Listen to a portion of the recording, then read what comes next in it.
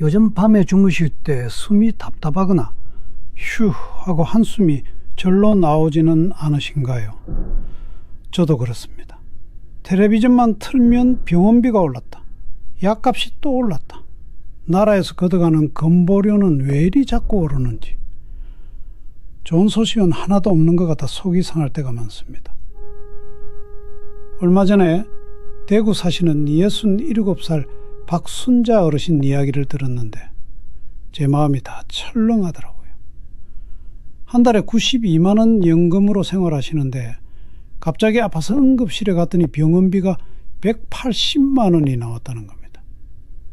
이게 어디 남의 일이겠습니까? 당장 내일 우리 집 이야기일 수도 있는 거잖아요. 그런데 똑똑하고 지혜로운 분들은 벌써부터 나라에서 병원비를 돌려주는 제도나 내 연금을 더 든든하게 만드는 방법을 찾아서 야무지게 챙기고 계시더라고요. 오늘 이거 하나라도 귀담아 듣지 않으시면 다음 달 받아보는 고지서가 더 두꺼워질 수 있습니다. 그냥 보고만 계실 건가요?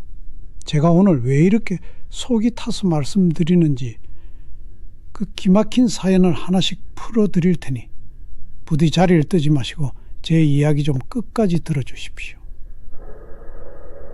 이제 좀 쉬어도 되지 않나? 김태수 씨는 퇴직하던 날 그렇게 생각했습니다. 30년 넘게 서울 영등포의 한 중소기업 사무실에서 근무하며 그는 누구보다 성실하게 살았습니다. 대기업도 아니었고 넉넉한 보너스가 있는 직장도 아니었지만 매달 월급을 받아 아내와 두 아이를 먹이고 입히며 그저 꾸준히 살아온 평범한 가장이었습니다. 동료들은 그를 늘 묵묵한 사람이라 불렀습니다. 눈에 띄게 잘난 것도 없지만 또 흠잡을 것도 없는 성실한 직장인. 퇴직식 날 회사에서 받은 꽃다발을 들고 집으로 돌아왔을 때 아내는 담담하게 말했습니다. 여보, 이제 당신 고생 끝났네.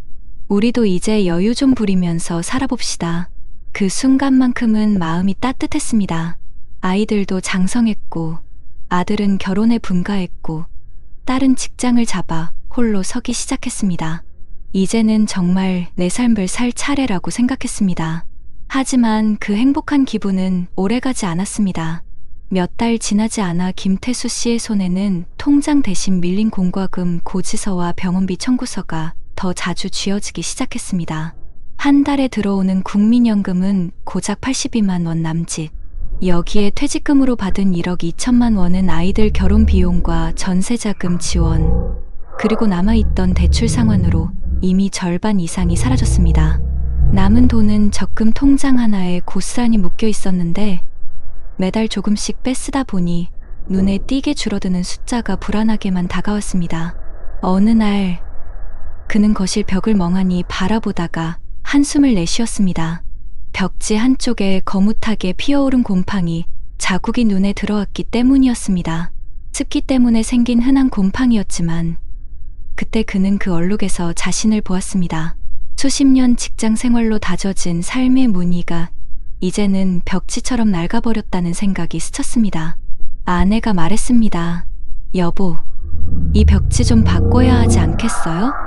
곰팡이가 너무 올라왔어. 하지만 그는 대답하지 못했습니다. 도배 비용조차 아까운 형편이었으니까요. 김태수 씨의 하루는 그때부터 점점 더 쓸쓸해졌습니다. 아침에 눈을 뜨면 TV 뉴스를 켜는 게 습관이 되었는데 뉴스는 언제나 우울했습니다. 대한민국 올해 공식적으로 초고령 사회 진입 국민 5명 중 1명이 65세 이상, 노인 빈곤율, OECD 국가 중 여전히 1위 기록. 아나운서의 목소리는 마치 그에게 직접 하는 경고처럼 들렸습니다. 그는 리모컨을 내려놓고 멍하니 화면을 바라보다가 문득 자신이 그 통계 속 1명에 불과하다는 사실에 가슴이 철렁 내려앉았습니다. 며칠 뒤 그는 동네 버스에 올랐습니다. 예전에는 직장인들로 가득 차던 아침 버스가 이제는 머리가 희끗한 노인들로 대부분 채워져 있었습니다. 지팡이를 짚은 할아버지가 힘겹게 내리며 기사님께 고맙소이다라고 인사하는 장면은 왠지 낯설지 않았습니다. 창밖으로 고개를 돌리면 시장으로 향하는 노인들, 조용히 병원 앞에 줄 서 있는 노인들, 모두가 자신과 다르지 않은 얼굴이었습니다. 그날 장을 보러 간 시장에서도 비슷한 풍경이 펼쳐졌습니다. 아이고, 무릎이야. 한 아주머니가 쪼그려 앉아 채소를 고르다 힘겹게 일어나며 혼잣말을 했습니다. 순간 김태수 씨는 자신도 모르게 말을 걸었습니다. 어르신, 무릎이 많이 불편하시죠? 아주머니는 놀란 듯 그를 보다가 씩 웃으며 대답했습니다. 예. 이제는 계단만 올라가도 산 오르는 기분이에요. 당신도 조심하세요. 짧은 대화였지만 묘한 동질감이 흘렀습니다. 서로 다른 사람이지만 결국 같은 길을 걷고 있다는 사실이 그를 씁쓸하게 만들었습니다. 집으로 돌아와 거실 소파에 앉았을 때 곰팡이 핀 벽지가 다시 눈에 들어왔습니다. 아내가 부엌에서 말했습니다. 여보, 애들한테 도와달라 말이라도 해볼까요? 하지만 김태수 씨는 손사래를 쳤습니다. 괜한 소리 하지 말아요. 애들도 먹고 살기 힘든데. 그 말이 끝나자마자 둘 사이에는 정막이 흘렀습니다. 그는 마음속으로는 알았습니다. 언젠가 아이들에게 도움을 청할 수도 있겠지만 그 순간만큼은 스스로 자존심을 붙들고 싶었습니다. 밤이 깊어갈수록 불안은 커졌습니다. 신문 기사에서 읽은 한 문장이 머릿속을 맴돌았습니다. 우리나라 65세 이상 고령자의 절반은 국민연금을 받지 못하거나 받아도 최소 생활비에 크게 못 미친다. 그는 숫자를 곱씹으며 계산기를 두드렸습니다. 국민연금 82만 원, 월 고정지출, 전기가스 관리비 등 25만 원, 아내와 본인 약값, 병원비 약 30만 원, 식비와 교통비 최소 40만 원. 계산이 끝나자 결과는 단순했습니다. 남는 돈은 0원이었습니다. 그 순간 손이 부르르 떨렸습니다. 그동안 조금만 아끼면 되겠지라고 생각했는데 현실은 너무 냉정했습니다. 노후라는 게 이렇게 잔인할 줄은 몰랐습니다. 벽지 위 곰팡이가 점점 번져가는 것처럼 그의 불안도 서서히 집안을 뒤덮는 듯 했습니다. 며칠 뒤 아들과 저녁을 함께 하게 되었습니다. 그는 조심스럽게 물었습니다. 아들, 혹시 나중에 아빠가 혼자 지내기 힘들어지면 너는 어떻게 생각하니? 아들은 젓가락을 내려놓으며 잠시 침묵하더니 힘겹게 대답했습니다. 아버지, 모시면 좋죠. 그런데 저도 집 대출 아직 많이 남았고 애들도 아직 어려서 솔직히 쉽지 않을 것 같아요. 그 말에 김태수 씨의 가슴은 철렁 내려앉았습니다. 아들은 고개를 숙이고 말을 잇지 못했습니다. 그는 억지 웃음을 지으며 말했습니다. 그래, 알았다. 아빠가 괜한 말을 했네. 괜찮다. 하지만 그날 밤 그는 좀처럼 잠들지 못했습니다. 거실 불을 켜고 신문을 펼쳤습니다. 큼지막한 제목이 눈에 들어왔습니다. 노인 자살률 OECD 1위. 2명 중 1명은 빈곤선 아래. 그는 손가락 끝이 떨리며 신문을 덮었습니다. 혹시 나도 그 숫자 속 1명이 되는 게 아닐까? 하는 공포가 밀려왔습니다. 벽지를 바라보니 곰팡이는 어느새 더번져 있었습니다. 그것은 단순한 얼룩이 아니었습니다. 그의 노후, 그의 불안, 그의 현실을 상징하는 또 다른 그림자 같았습니다. 그날 밤 김태수 씨는 거실 불빛 아래 홀로 앉아 있었습니다. 방 안은 고요했지만 벽에 번져 있는 곰팡이는 마치 속삭이듯 그의 마음을 파고들었습니다. 너는 이제 쓸모가 없다. 앞으로 더 힘들어질 뿐이다. 실제로는 아무 소리도 나지 않았지만 그는 곰팡이 얼룩에서 그런 목소리를 들은 듯 했습니다. 눈을 감으면 수십 년 전 퇴근길에 들던 라디오 소리가 아닌 이제는 병원비와 연금 고지서의 숫자들이 귓가를 메웠습니다. 며칠 후 아내와 함께 병원을 찾았을 때였습니다. 정기 검진 결과에서 의사는 혈압이 많이 높으십니다. 약을 꾸준히 드셔야 합니다라고 말했습니다. 한 달 약값은 12만 원. 순간 그는 머릿속으로 계산기를 두드렸습니다. 연금에서 빠져나가야 할 돈, 식비, 관리비 숨이 막혔습니다. 아내가 곁에서 여보, 건강이 먼저예요라고 말했지만 그의 귀에는 숫자만이 맴돌았습니다. 이제 남은 돈으로 얼마나 버틸 수 있을까? 어느 날은 욕실에서 미끄러질 뻔한 일이 있었습니다. 다행히 손잡이를 붙잡아 큰일은 피했지만 그 순간 그의 심장은 얼어붙었습니다. 내가 만약 여기서 다쳤다면 아내 혼자 어떻게 했을까? 머릿속에는 이웃의 이야기가 스쳤습니다. 몇 달 전 같은 아파트 5층에 살던 정 노인이 욕실에서 넘어져 골절상을 입고 요양병원으로 옮겨졌다는 소식이 떠올랐습니다. 가족은 멀리 살아 도움을 주지 못했고 결국 그는 시설에 의지해야 했습니다. 김태수 씨는 그 이야기를 떠올리며 숨이 막혔습니다. 나도 언젠가는 저렇게 될 거야. 불안은 점점 더 깊어졌습니다. 거실 벽 곰팡이는 하루가 다르게 번져갔습니다. 작은 얼룩이던 것이 이제는 벽 한쪽을 덮으며 넓게 퍼지고 있었습니다. 마치 그의 인생이 점점 잠식당하는 듯했습니다. 벽지를 뜯어내고 싶었지만 그럴 돈도 여유도 없었습니다. 그저 시선을 피하며 살아갈 수밖에 없었습니다. 어느 토요일 저녁 아들과 손주가 집에 찾아왔습니다. 반가운 마음에 웃었지만 식탁 위에 놓인 곰팡이 핀 반찬통을 보며 아내가 한숨을 내쉬었습니다. 여보, 냉장고도 오래돼서 음식이 금방 상해요. 고치려면 돈이 또 드는데. 아들은 부모의 눈치를 살피다 조심스럽게 말을 꺼냈습니다.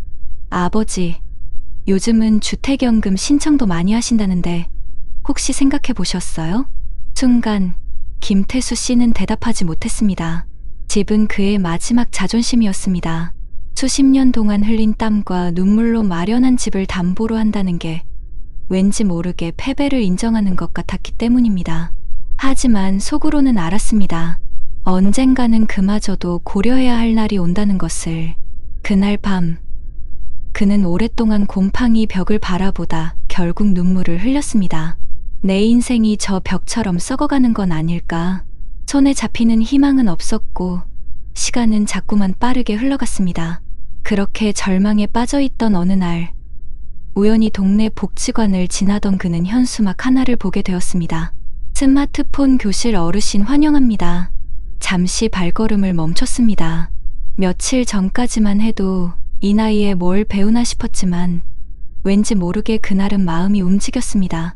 집안의 곰팡이처럼 마음도 썩어 들어가는 게 싫었습니다. 작은 변화라도 필요했습니다. 용기를 내어 상담 데스크에 다가가자 직원이 환하게 웃으며 말했습니다. 많은 분들이 처음엔 두려워하세요.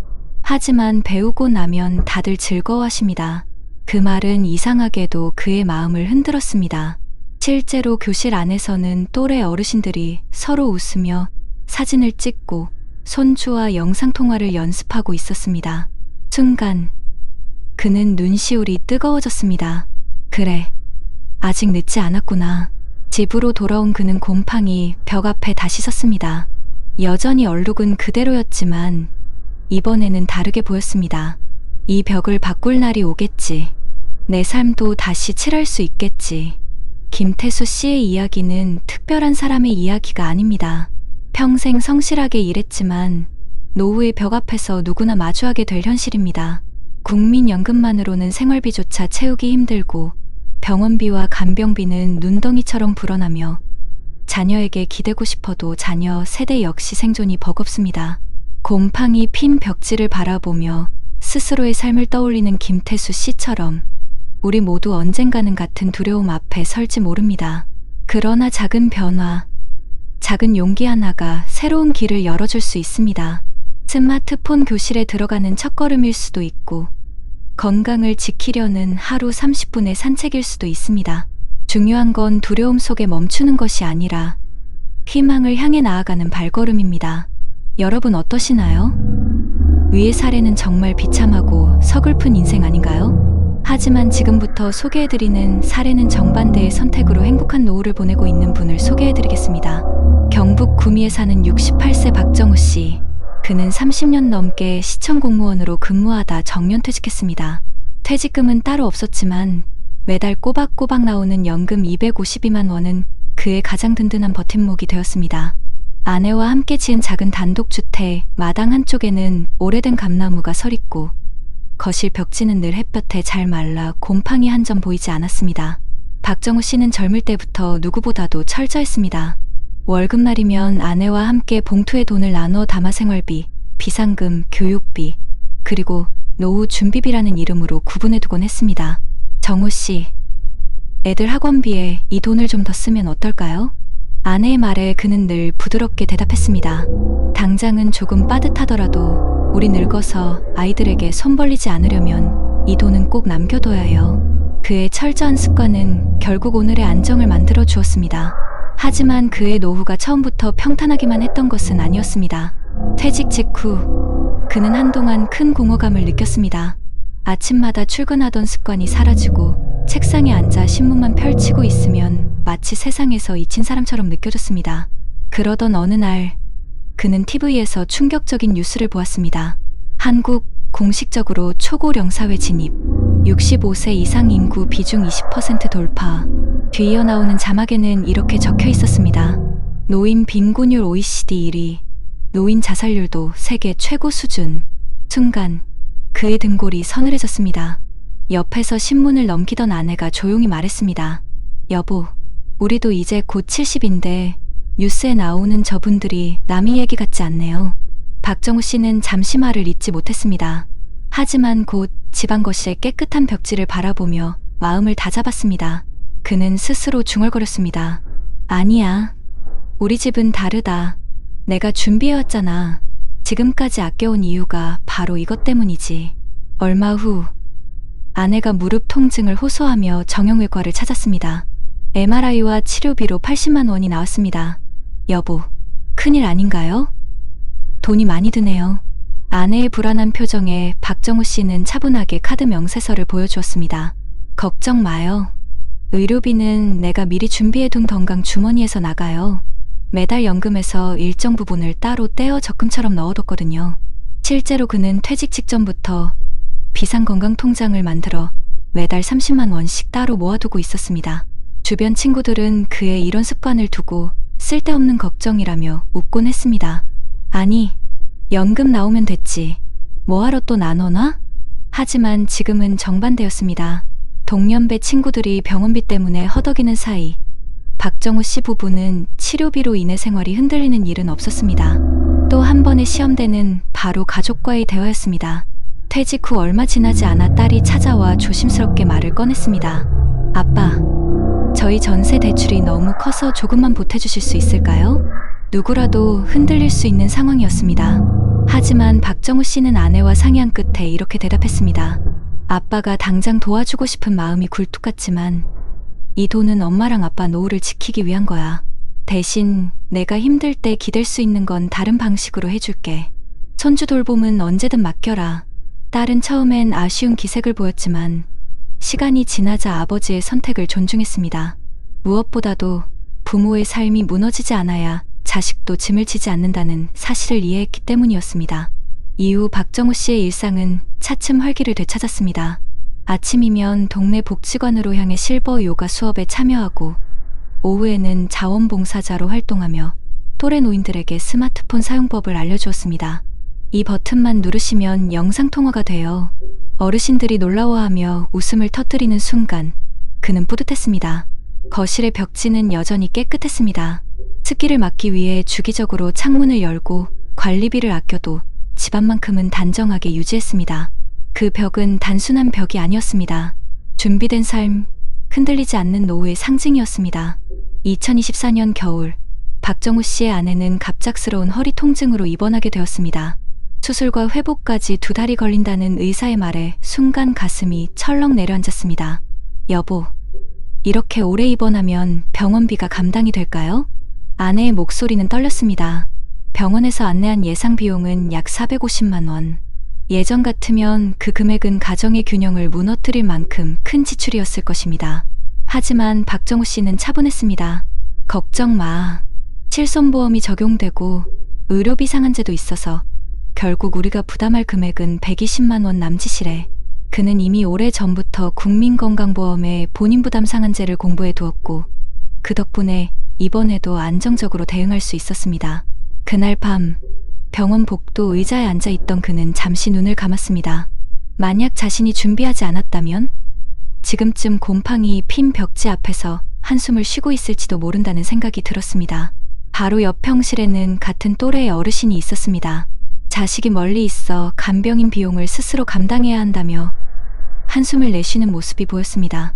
박정우 씨는 그 광경을 바라보며 다시 한번 절실히 깨달았습니다. 준비한 사람과 준비하지 않은 사람의 노후는 이렇게 다르구나. 아내가 퇴원한 후 그는 생활 방식을 더욱 다듬었습니다. 매일 아침 아내와 함께 30분씩 공원을 걷고 식탁에는 싱거운 반찬과 따뜻한 국을 차려냈습니다. 여보, 우리가 이렇게 꾸준히 관리하니까 다시 젊어진 기분이야. 아내의 웃음 속에서 그는 또 다른 힘을 얻었습니다. 연금 252만 원은 여전히 가장 큰 버팀목이었습니다. 생활비로 160만 원을 쓰고 나머지는 비상금과 문화생활, 그리고 작은 여행에 사용했습니다. 주변 친구들은 해외여행을 무리해서 다녀온 후 빚에 시달리거나 자녀에게 과도하게 경제적 지원을 해주다가 자신들의 생활이 무너지는 경우가 많았습니다. 반대로 박정우 씨는 작은 것을 지키며 살았습니다. 봄에는 강릉으로 기차 여행, 여름에는 근처 계곡에서 손주들과 피서, 가을에는 복지관 문화센터에서 합창단 활동. 거창하지 않았지만 그의 노후는 안정과 여유로 채워졌습니다. 어느 날 저녁 아들은 술 한잔 기울이며 아버지에게 말했습니다. 아버지, 솔직히 처음엔 서운했어요. 제가 힘들 때 큰돈 도와주시지 못했으니까요. 그런데 이제 알겠어요. 아버지가 지켜낸 덕분에 저희도 마음 편히 살아요. 저희 세대가 부모님까지 부양하기는 너무 힘든 시대니까요. 그 순간 박정우 씨의 눈가에는 눈물이 맺혔습니다. 그래, 내가 원했던 게 바로 이거였지. 자식에게 짐이 되지 않는 것. 거실 벽을 바라보니 여전히 하얗고 깨끗했습니다. 곰팡이 얼룩이 번져있던 다른 집과 달리 그의 집은 햇살이 드는 대로 창문을 열어둔 듯 밝고 단정했습니다. 그 벽은 단순한 장식이 아니라 그가 평생 지켜온 철저한 습관과 준비의 상징이었습니다. 2025년 한국 사회는 분명 힘든 시대입니다. 초고령 사회로 접어들며 국민연금만으로는 부족하고 의료비와 돌봄 비용은 해마다 오르고 있습니다. 그러나 박정우 씨의 삶은 보여줍니다. 준비한 노후는 절망이 아닌 또 다른 시작이 될 수 있다는 사실을. 그는 매달 들어오는 연금을 관리하며 가족과 솔직하게 대화하고 작은 공동체 활동으로 외로움을 막아냈습니다. 무엇보다도 자녀에게 짐이 되지 않고 스스로의 삶을 지켜냈습니다. 여러분, 곰팡이 핀 벽지 앞에서 절망하던 그 다른 인물과 달리 박정우 씨의 벽은 여전히 깨끗합니다. 준비한 선택이 그를 지켜준 것입니다. 이 이야기는 먼 나라의 성공담이 아니라 바로 지금 우리 곁에서 실현 가능한 삶의 모습입니다. 여러분, 그렇다면 지금 우리나라 60대, 70대의 현실은 구체적으로 어떨까요? 먼저 통계청이 2024년 발표한 자료를 보면 우리나라 65세 이상 노인의 빈곤율은 약 38%로 OECD 평균인 12%의 3배가 넘습니다. 쉽게 말해 노인 10명 중 4명은 최소 생활을 유지하기 어려운 상황에 놓여 있다는 뜻이지요. 실제로 국민연금연구원이 발표한 보고서에서도 2023년 기준 65세 이상 노인의 절반 이상이 월 평균 소득이 최저생계비에도 못 미친다고 분석했습니다. 이 때문에 정부가 매년 기초연금을 통해 일정 부분을 보완해주고 있지만 기초연금 월 40만 원과 국민연금 평균 수령액 90만 원을 합쳐도 여전히 기본적인 생활비를 충당하기엔 부족하다는 결과가 여러 연구에서 반복적으로 나오고 있습니다. 한편 한국보건사회연구원이 2024년 발표한 노후소득 보장 실태 조사에 따르면 우리나라 노인의 월 평균 최소 생활비는 약 150만 원, 적정 생활비는 250만 원 수준으로 조사되었습니다. 그렇다면 평균 국민연금을 받는 노인들의 소득은 최소 생활비보다 50만 원에서 60만 원이 부족하고 적정 생활비와 비교하면 무려 150만 원 이상 차이가 나는 셈입니다. 이 격차는 결국 저축이나 자산으로 메워야 하는데 현실적으로 많은 고령층이 이미 퇴직금이나 모아둔 돈을 자녀 결혼, 대출 상환, 생활비 보전에 사용해버린 상태라 빈곤으로 빠질 위험이 높아집니다. 또한 통계청 고령자 통계 2024를 보면 평균 퇴직 연령은 53세, 그 이후 다시 일을 시작하는 고령자의 비율은 70%에 달합니다. 그런데 문제는 그 대부분이 비정규직이거나 저임금 단순 노동에 머문다는 점입니다. 한국노동연구원의 분석 자료를 보면 60세 이상 재취업자의 65%가 월 평균 150만 원 이하의 임금을 받고 있는 것으로 나타났습니다. 젊었을 때 정규직으로 일하다가 은퇴 후 불안정한 일자리로 이동하는 이른바 이중위험 구조가 노후 빈곤의 핵심 원인이라는 것이지요. OECD도 2023년 보고서에서 한국의 고령층 고용률이 높음에도 불구하고 빈곤율이 세계 최고 수준인 이유를 바로 이 지점에서 찾고 있습니다. 다시 말해, 오래 일하는데도 가난한 나라, 그것이 현재 우리나라의 구조적 모순이라는 것입니다. 이와 함께 건강 문제도 노후 빈곤에 직접적인 영향을 미칩니다. 국민건강보험공단 자료에 따르면 65세 이상 노인의 1인당 연평균 진료비는 약 550만 원으로 20대의 7배에 달합니다. 게다가 전체 의료비 지출의 절반 이상이 노후 시기에 집중된다고 하니 퇴직 이후 모아둔 돈이 순식간에 의료비로 빠져나간다는 이야기가 결코 과장이 아닙니다. 특히 치매나 뇌졸중 같은 만성질환이 발생하면 이야기는 달라집니다. 한국보건사회연구원 보고서에 따르면 치매 환자 1인당 연간 관리비가 2천만 원을 웃돌며 간병비까지 포함하면 가족의 경제적 부담은 상상 이상으로 커진다고 합니다. 해외 연구도 비슷한 결론을 내립니다. WHO가 2022년 발표한 자료에 따르면 치매 환자 관리 비용은 선진국 평균 가구 소득의 절반을 차지할 정도로 높았고 가족 구성원의 삶의 질과 소득 모두를 급격히 악화시키는 요인으로 꼽혔습니다. 더욱 심각한 것은 사회적 고립 문제입니다. 통계청의 사회조사에 따르면 65세 이상 노인 중 자주 만나는 친구가 없다라고 응답한 비율이 32%에 달합니다. 노인의 3명 중 1명은 일상에서 사회적 관계가 단절되어 있다는 의미입니다. 한국보건사회연구원의 연구 결과에서도 고립된 노인일수록 건강 악화와 우울증 발병률이 2배 이상 높았으며 자살률도 훨씬 높은 것으로 나타났습니다. 실제로 우리나라 노인 자살률은 OECD 평균의 3배가 넘습니다. 이는 단순한 개인 문제가 아니라 공동체와 가족의 지지망이 약화된 사회 구조에서 비롯된 심각한 현상입니다. 그렇다면 준비된 사람들은 어떻게 다를까요? 국민연금공단의 자료를 보면 연금을 20년 이상 꾸준히 납부한 수급자는 평균적으로 월 130만 원 이상을 받습니다. 또한 일부는 퇴직연금과 개인연금을 함께 운용해 노후 소득원을 2개에서 3개로 다변화했습니다. 한국금융연구원이 2024년 발표한 은퇴 후 자산관리 전략 보고서에 따르면 노후의 빈곤을 피한 가구들은 공통적으로 연금 납부 기간을 최대한 확보했고 퇴직 직후 무리한 자산 투자를 피했으며 자녀 지원보다는 본인 노후 생활을 우선시한 특징이 있었다고 합니다. OECD 역시 고령층의 소득 안정성은 연금 다층 구조와 사전 준비 수준에 따라 극명하게 갈린다라고 강조했습니다. 이처럼 통계와 연구들은 한 가지 공통된 이야기를 하고 있습니다. 준비하지 못하면 벽에 곰팡이가 번지듯 생활 전체가 무너져 내리지만 반대로 꾸준히 대비한 사람은 비슷한 나이대에도 훨씬 안정적이고 존엄한 노후를 맞이한다는 것입니다. 지금도 이미 수많은 사람들이 국민연금 추납, 주택연금 활용, 실손보험 가입, 지역사회활동 참여 등을 통해 자신만의 방패막을 마련하고 있습니다. 여러분, 이 차이는 결국 단순한 운이 아니라 선택과 준비에서 비롯된다는 사실, 통계가 분명히 보여주고 있습니다. 여러분, 그렇다면 이렇게 빠르게 고령사회로 접어든 지금 우리는 어떤 준비를 해야 할까요? 전문가들은 공통적으로 노후를 지키는 3가지 축을 강조합니다. 바로 안정적인 소득, 건강관리, 그리고 사회적 관계입니다.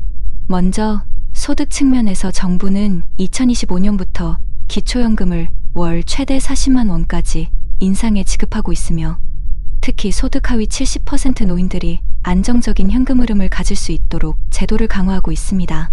국민연금공단도 추훈합 제도를 통해 과거 납부하지 못한 기간을 보충해 연금액을 늘릴 수 있게 돕고 있는데 실제로 지난해만 해도 15만 명 이상의 중장년층이 이 제도를 활용해 노후 연금을 평균 20% 가까이 인상했다고 합니다. 또한 주택연금 제도를 통해 집 한 채를 가지고 있는 고령자들이 이를 담보로 매달 일정 금액을 연금처럼 받을 수 있게 하고 있는데 한국주택금융공사 자료에 따르면 주택연금을 활용한 70대 가구의 평균 월 수령액은 약 120만 원으로 연금과 합치면 생활비 걱정을 크게 줄일 수 있다고 합니다. 지자체별로도 다양한 지원 정책이 시행되고 있습니다. 예를 들어 서울시는 어르신 맞춤형 돌봄 서비스를 확대해 홀몸 어르신들에게 주 3회 이상 생활지원사가 방문해 건강 상태를 확인하고 말벗을 해주며 생활 안전을 챙기고 있습니다.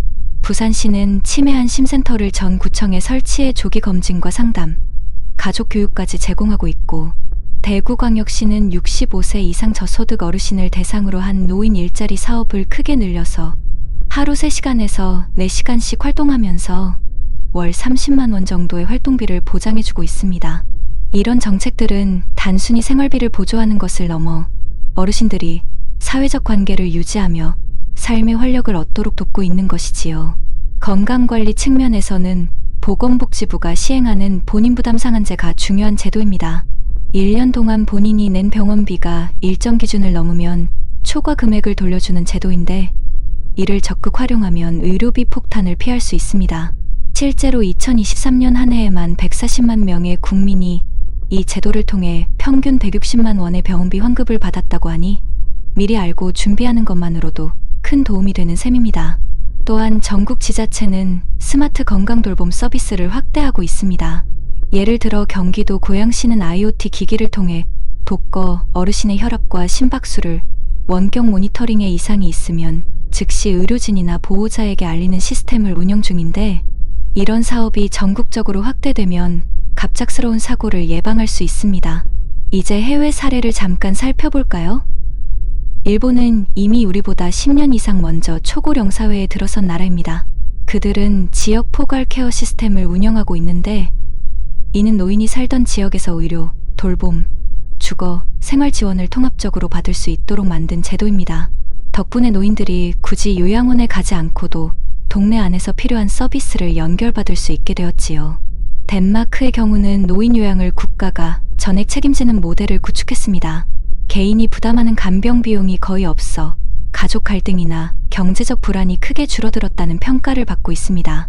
반면 북유럽의 세금 부담은 높다는 단점이 있지만, 전문가들은 한국도 최소한 지역 공동체 돌봄 모델을 강화해 사회적 고립을 막아야 한다고 조언합니다. 실제로 WHO와 OECD는 공통적으로 고령층의 빈곤과 질병을 막는 가장 확실한 방법은 국가와 지역사회가 함께 돌봄을 분담하는 것이라고 강조하고 있습니다. 그러니 여러분, 지금 우리에게 필요한 건 아주 거창한 게 아닙니다. 국민연금, 추후납, 주택연금, 실손보험 같은 제도를 미리 챙기고, 지자체 복지관이나 프로그램의 발걸음을 옮기고, 정기검진을 게을리하지 않는 것. 이것이 바로 나와 내 가족을 지키는 가장 현실적이고 확실한 대비책입니다. 언젠가는 누구나 나이가 들고, 그때는 혼자가 아니라 사회와 제도가 함께 나를 지켜주기를 기대해야 합니다. 하지만 그 시작은 결국 지금의 작은 실천에서 비롯된다는 사실 꼭 기억하시길 바랍니다. 낡은 벽지에 번진 곰팡이처럼 준비 없는 삶은 천천히 무너져가고, 햇살에 말린 하얀 벽처럼 준비된 삶은 끝내 빛을 잃지 않는다.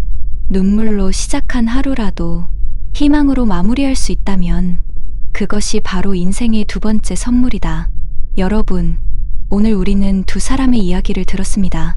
하나는 은퇴 후 아무런 준비 없이 하루하루를 버티다 결국 곰팡이 핀 벽 앞에서 절망했던 김태수 씨의 이야기였고, 또 하나는 평생을 철저히 준비해 깨끗한 벽처럼 단단하게 노후를 지켜낸 박정호 씨의 이야기였습니다. 한 사람은 자식에게 미안하다는 말만 남기며 불안 속에 잠을 이루지 못했고, 다른 한 사람은 자식에게 짐이 아닌 든든한 울타리로 남으며 평온한 미소를 지었습니다. 한 사람은 병원비와 생활비 앞에서 떨리는 손가락을 감추지 못했고, 다른 한 사람은 미리 준비해둔 연금과 제도를 활용하며 두려움 대신 감사함을 선택했습니다. 이 두 인생의 길은 결코 특별한 능력이나 운명에서 갈린 것이 아닙니다. 오직 작은 선택, 그리고 조금 더 일찍 시작한 준비의 차이였을 뿐입니다. 여러분, 우리 모두 언젠가는 나이 들어갑니다. 지금의 50대, 60대, 그리고 70대 시청자분들, 남은 시간이 많지 않다고 절망할 필요는 없습니다. 중요한 것은 지금 이 순간부터라도 내가 내일의 삶을 지켜내겠다고 결심하는 것입니다. 연금 추후납으로 작은 보탬을 만들고, 주택연금이나 보험을 활용해 든든한 울타리를 마련하며, 무엇보다도 내 몸과 마음을 돌보는 습관을 하나씩 지켜가는 것. 그것이 우리를 곰팡이 핀 벽 앞이 아닌 햇살 가득한 하얀 벽 앞에 세워줄 것입니다. 그리고 무엇보다 중요한 건 관계입니다. 혼자가 아니라는 믿음.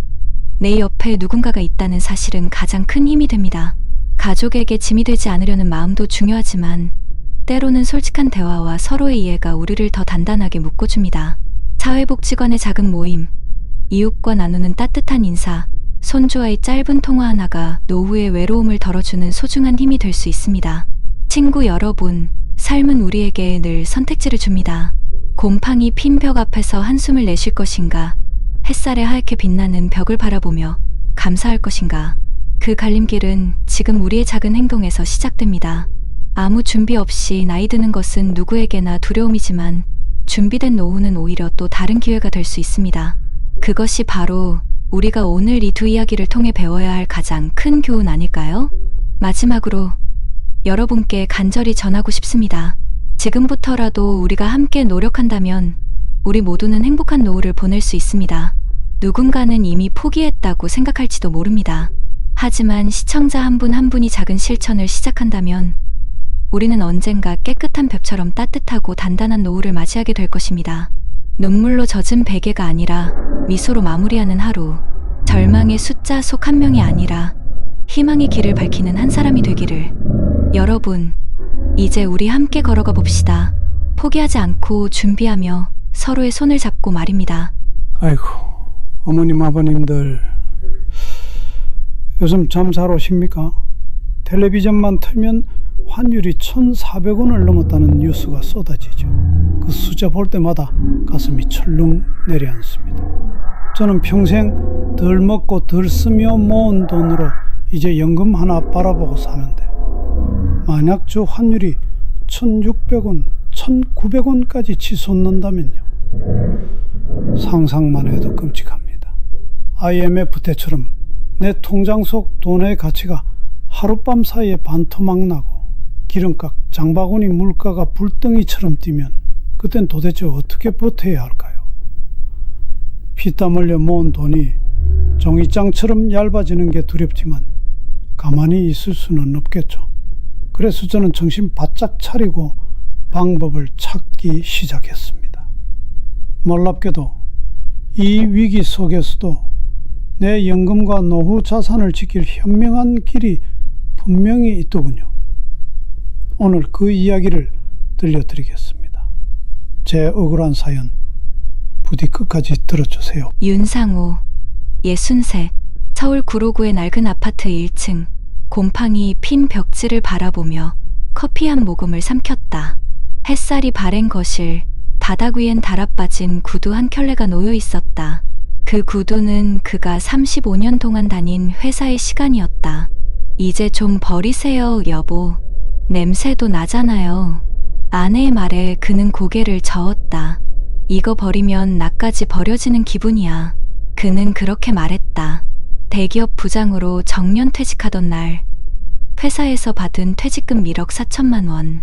그 돈이면 노후는 괜찮을 줄 알았다. 정기예금, 국민연금, 그리고 적금 하나.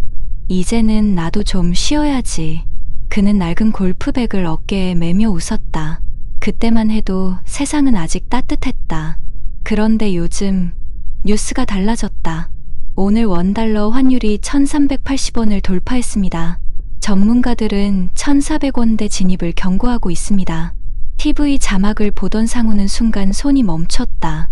1,400원이면 만약 1,600원까지 간다면 어떡하지? 그 생각이 머릿속을 떠나지 않았다. 며칠 뒤 주유소 전광판의 숫자가 1,900원을 넘어섰다. 아내가 장을 보고 돌아와 말했다. 여보, 계란이 한 판에 10,000원이에요. 쌀도 기름도 다 올랐대요. 그는 뉴스 속 앵커의 말을 곱씹었다. 환율이 오르면 수입 물가가 오르고 생활비가 치솟습니다. 그 문장이 그의 가슴에 비수처럼 박혔다. 그는 서랍에서 통장을 꺼냈다. 정기예금 1억 원, 금리 3.2%. 숫자는 그대로인데 마음은 불안했다. 내 돈이 그대로인데 왜 이렇게 불안하지? 만약 환율이 1,600원까지 오르면 내 예금의 가치가 반토막 나는 건 아닐까? 그는 스마트폰으로 달러예금, 금 시세를 찾아봤다. 하루에도 수십 번 뉴스 앱을 열었다 닫았다. 퇴직 후 연락이 뜸하던 후배에게 전화가 왔다. 선배님, 요즘 다들 달러예금이나 금 투자해요. 지금 안 들어가면 나중엔 늦어요. 그 말이 그의 머릿속에서 계속 맴돌았다. 나도 해야 하나. 환율이 1,600원까지 간다면 내 연금은 아무 의미도 없을지도 몰라. 다음 날 그는 은행 창구에 섰다. 번호표를 쥔 손이 떨렸다. 유리병 너머 전광판의 숫자가 깜빡였다. 1달러 1,392원.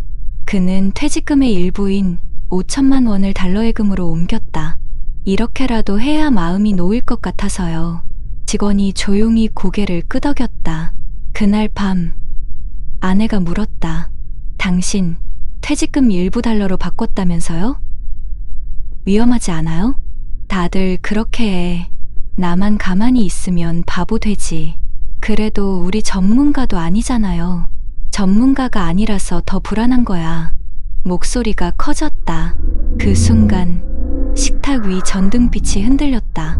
며칠 뒤 환율이 잠시 1,370원대로 떨어졌다. 그는 스마트폰으로 통장을 열었다. 수수료와 환율 변동으로 오히려 손해였다. 이럴 줄 알았으면 그냥 둘걸? 그는 한숨을 쉬며 창밖을 바라봤다. 베란다 구석에 골프백은 먼지를 뒤집어 쓴 채 서 있었다. 그는 자신도 모르게 중얼거렸다. 이젠 공이라도 칠 여유가 없네. 딸 지연이 주말에 찾아왔다. 아빠, 요즘 얼굴이 왜 그래요? 뉴스만 보지 말고 산책이라도 하세요. 지연아, 내 아빠는 지금 인생 통째로 흔들리고 있다. 돈이라는 게 있으면 불안하고 없어도 불안하네. 지연은 말없이 아버지의 손을 잡았다. 그 손은 거칠고 차가웠다. 며칠 후 전기요금 고지서가 도착했다. 지난달보다 3만 원이 더 많았다. 이게 다 환율 때문이라잖아. 기름값, 가스비, 식료품까지 다 달러랑 연결돼 있대. 그는 고지서를 들고 한참을 바라보다 낮게 웃었다. 평생 일할 땐 원이 강했는데 이제 은퇴하고 나니 세상이 약해졌네. 아내는 조용히 말했다. 우리 세대는 늘 불안이었죠. 젊을 땐 IMF, 나이 들어서는 환율이 무섭다니 언제쯤 편히 살까요? 그는 대답하지 못했다. 그날 밤 그는 낡은 구두를 꺼내 닦았다. 가죽이 갈라지고 밑창이 헤어져 있었다. 그는 손끝으로 틈을 쓰다듬으며 중얼거렸다. 만약 진짜 1,600원이 된다면 그땐 나 정말 어떻게 해야 하지? 통장 속 숫자는 그대로였지만 그의 마음속 가치가 서서히 무너지고 있었다. 며칠째 상호는 뉴스를 틀지 않았다. TV 화면 속 수치들이 점점 현실처럼 느껴지기 시작했기 때문이다. 환율이 또 오르면 기름값이, 식료품이, 이제는 앵커의 목소리만 들어도 가슴이 두근거렸다. 그의 하루는 숫자와 걱정으로 흘러갔다. 아침엔 통장 잔액을 확인하고 점심엔 은행 앱을 열어 환율 그래프를 봤다. 저녁이 되면 골프백 옆을 지나치며 스스로에게 중얼거렸다. 언제 이렇게 돈 걱정밖에 없는 인생이 됐을까? 아내는 그런 남편의 얼굴이 무서웠다. 여보, 그렇게 매일 걱정해도 달라질 게 있나요? 달라지지 않아도 그래도 알아야 하잖아. 세상이 무너지는 걸 모르고 있긴 싫어. 그의 말에 아내는 더 이상 아무 말도 하지 못했다. 그러던 어느 날 식탁 위에 한 통의 편지가 놓였다. 딸 지연이 쓴 손편지였다. 아빠, 요즘 환율 뉴스만 보지 말아요. 그 숫자가 오르든 내리든 우리 가족이랑 밥 먹고 웃을 수 있으면 그게 진짜 가치예요. 짧은 문장인데 상우의 눈가가 붉어졌다. 그날 밤 그는 혼자 베란다에 나가 담배를 피웠다. 환한 불빛 속 아래층에서 들려오는 TV 소리. 전문가들은 원달러 환율이 1,600원까지 상승할 가능성도 배제할 수 없다고 말했습니다. 그 말에 손끝이 떨렸다. 정말 1,600원이 되면 나 같은 사람은 어떻게 살아남지? 그는 깊은 한숨을 내쉬었다. 그때 낡은 구두가 눈에 들어왔다. 가죽이 헤어져 있지만 여전히 형태를 유지한 채 서 있었다. 그는 문득 생각했다. 이 구두는 나보다 오래 버텼네. 무너질 듯 버텨낸 세월의 흔적이 거기 있었다. 그 순간 이상하게 마음이 잦아들었다. 그래, 나도 버텨야지. 환율이 오르든 세상이 흔들리든. 며칠 뒤 아내와 함께 마트에 갔다. 쌀값이 오른 걸 보고 아내는 한숨을 쉬었다. 이럴 때일수록 그냥 덜 사면 돼요. 그는 말없이 장바구니를 들었다. 예전 같으면 불평했겠지만 오늘은 조용했다. 카드 단말기에 찍히는 금액이 예전보다 많았지만 그는 마음속으로 중얼거렸다. 이건 내가 살 수 있다는 증거잖아. 아직 버틸 수 있다. 집으로 돌아온 뒤 그는 거실에 앉아 통장을 펼쳤다. 정기예금 1억 원. 숫자는 변하지 않았지만 그 의미가 조금 달라 보였다. 불안 대신 이만큼은 내가 지켜야 할 책임이란 생각이 들었다. 그날 밤 그는 딸에게 문자를 보냈다. 지연아, 너희 말이 맞더라. 환율이 오르는 것도 무섭지만 그걸 보면서 내 마음이 무너지는 게 더 무섭더라. 아빠가 이젠 좀 웃어보려고 한다. 다음 날 아침 그는 낡은 구두를 꺼내 닦았다. 가죽 틈새마다 묵은 먼지가 엉겨 있었지만 그는 조심스럽게 솔질을 이어갔다. 이 구두도 버티고 나도 버티는 거지. 그의 손끝이 미세하게 떨렸지만 표정만큼은 편안했다. 그날 오후 TV 뉴스에서 이런 멘트가 흘러나왔다. 환율이 다시 1370원대로 안정세를 보이고 있습니다. 그는 잠시 눈을 감았다. 마치 폭풍이 잠시 멈춘 듯 했다. 그는 다시 통장을 덮었다. 이제 매일 확인하던 환율 앱도 지웠다. 그리고 베란다 구석에 골프백을 꺼냈다. 오랜만에 골프공을 손에 쥐니 묘하게 마음이 가벼워졌다. 이제는 숫자보다 내가 살아있는 게 더 중요하지. 그가 중얼거리자 아내가 문틈 사이로 웃었다. 당신 웃는 얼굴 참 오랜만이네요. 그날 밤 창문을 열자 바람이 방 안을 스쳤다. 곰팡이 핀 벽지가 바람에 흔들렸다. 그는 그 벽을 바라보며 중얼거렸다. 벽지도 버티는데 내가 왜 못 버텨. 그는 다시 한번 구두를 바라봤다. 낡고해진 밑창. 그러나 여전히 형태를 지키고 있었다. 그는 그 구두를 현관 앞에 가지런히 놓고 불을 껐다. 그리고 마음속으로 다짐했다. 환율이 1600원이 되든 2000원이 되든 나는 내 삶의 가치만큼은 떨어지게 두지 않겠다. 그날 밤 그의 꿈속에서 숫자 대신 가족의 웃음소리가 들려왔다. 그는 오랜만에 깊은 잠에 빠졌다. 불안의 시대 속에서도 한 남자의 마음은 그렇게 조금씩 회복되어 가고 있었다. 여러분 어떠시나요? 위의 사례는 정말 비참하고 서글픈 인생 아닌가요? 하지만 지금부터 소개해드리는 이야기는 정반대의 선택으로 불안한 세상 속에서도 평온한 노후를 살아가고 있는 한 사람의 이야기입니다. 박진수, 61, 서울 강동구의 작은 아파트 10층 창가에는 늘 같은 시간에 물을 주는 화분이 있다. 얘들아, 오늘도 잘 자라라. 그는 습관처럼 식물에게 말을 건넨다. 공무원으로 33년간 근무하고 지난해 정년퇴직했다. 퇴직금은 없지만 매달 260만 원의 연금이 꼬박꼬박 들어온다. 그는 사람들 사이에서 계획의 남자라 불렸다. 퇴직 전 이미 가계부를 10년치로 작성해 두었다. 노후는 운이 아니라 준비야. 아내는 그런 남편을 답답할 정도로 꼼꼼한 사람이라 불렀다. 몇 년 전 회사 동기들이 해외 주식과 부동산에 몰려들 때도 그는 움직이지 않았다. 진수야, 미국 달러 강세야. 너도 좀 투자해. 난 몰라서 안 하는 게 아니라 내가 감당할 자신이 없어서 안 해. 그의 대답은 늘 같았다. 그는 대신 달러 적금을 꾸준히 들었다. 이건 투자가 아니라 대비야. 2018년 환율이 1000원 밑으로 떨어졌을 때 달러 적금을 시작했고 2023년 환율이 1300원을 넘었을 때 그는 그걸 해지하지 않았다. 이건 미래의 보험이야. 환율이 오르면 내 원화 자산은 약해지겠지만 달러 적금은 반대로 나를 지켜주겠지. 아내는 처음엔 이해하지 못했다. 여보, 달러 적금보다 그냥 예금이 낫지 않아?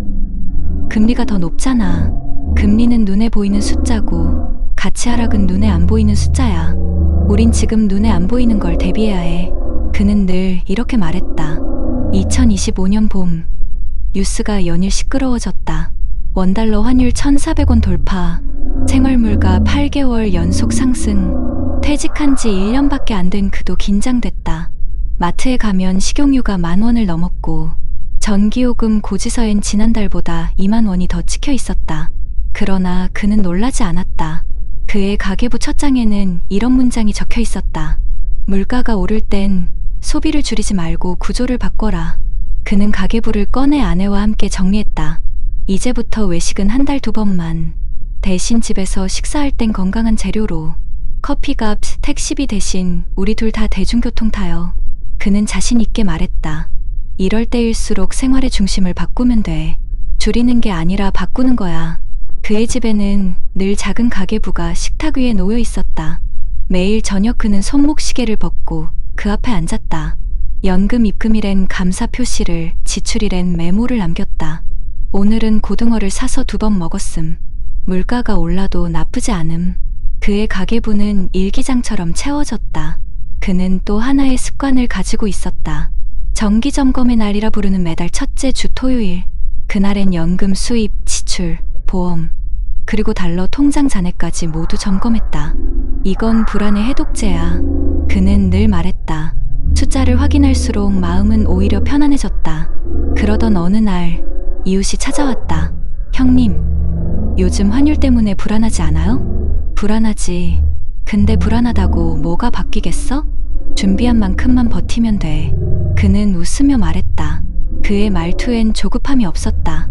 그날 밤 그는 TV 뉴스를 봤다. 전문가들 환율 1,600원 가능성 경고. 그 문장을 들으며 커피를 마셨다. 그래, 올 수도 있겠지. 하지만 그때를 위해 내가 이 통장을 만든 거잖아. 그는 달러 통장을 꺼내 천천히 넘겼다. USD 21,300달러. 숫자가 주는 안도감에 그는 조용히 웃었다. 이건 투자가 아니라 마음의 방패야. 아내가 물었다. 여보, 당신은 어떻게 이렇게 마음이 편해요? 그는 잠시 생각하다가 말했다. 세상은 늘 흔들리지.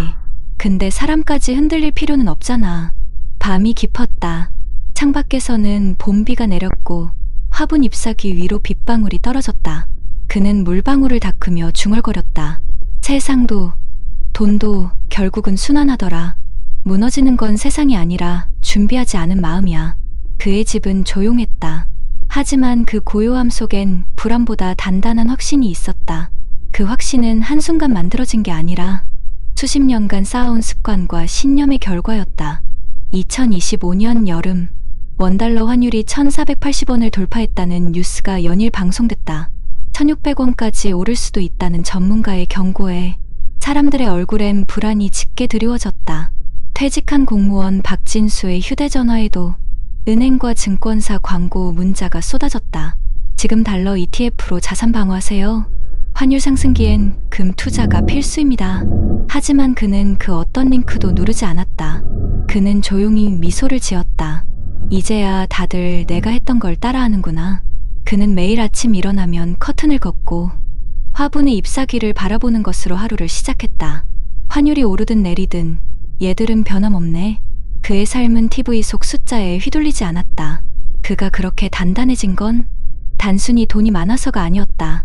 그는 이미 오래전에 돈은 지키는 것이 아니라 관리하는 것이라는 자신만의 원칙을 세워두었기 때문이다. 7월 초, 아내와 함께 장을 보러 갔을 때였다. 여보, 감자 한 봉지가 5,000원이에요. 세상에. 아내가 놀라자 그는 태연하게 웃었다. 괜찮아요. 우리 작년에 감자 수미 품종 한 박스 저장해뒀잖아요. 이럴 때 먹으라고 보관한 거예요.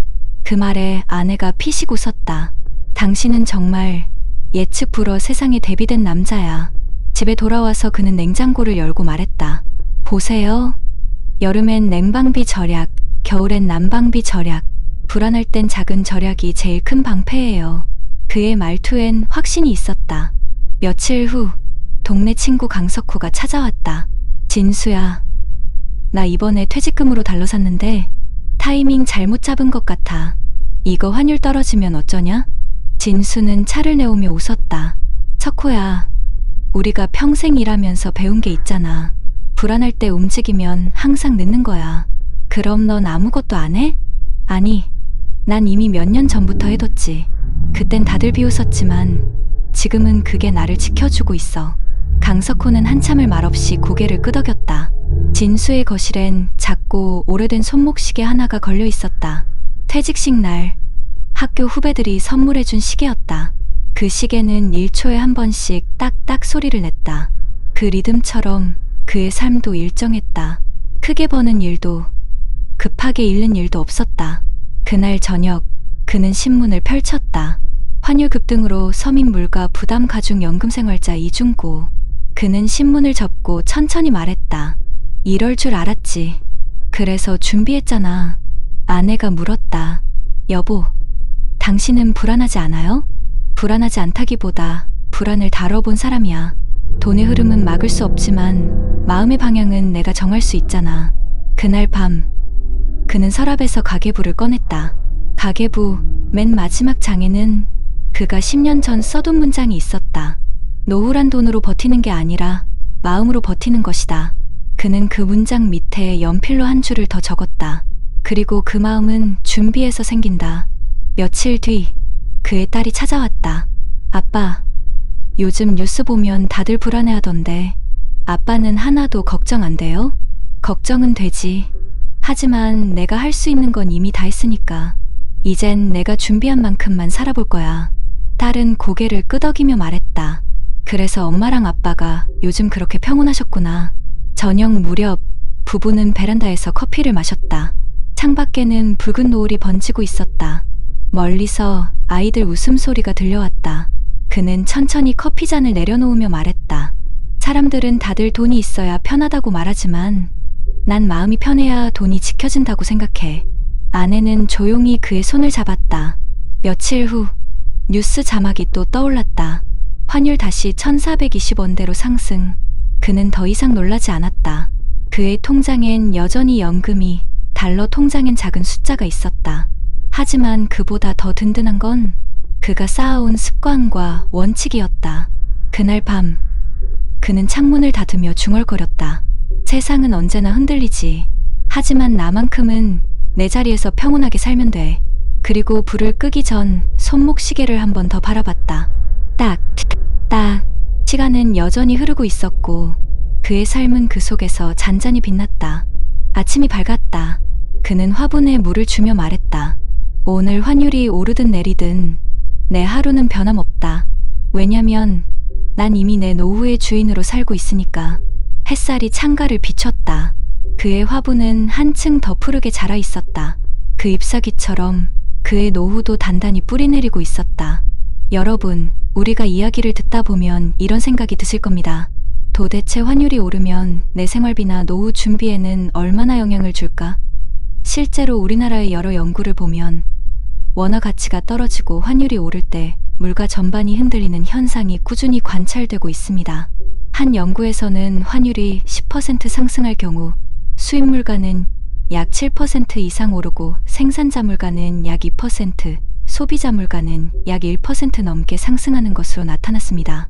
즉, 해외에서 들어오는 원자재나 식료품 가격이 먼저 오르고 그것이 공장 생산비와 운송비를 밀어 올리며 결국 우리가 사는 물건의 가격까지 영향을 미치는 구조라는 뜻입니다.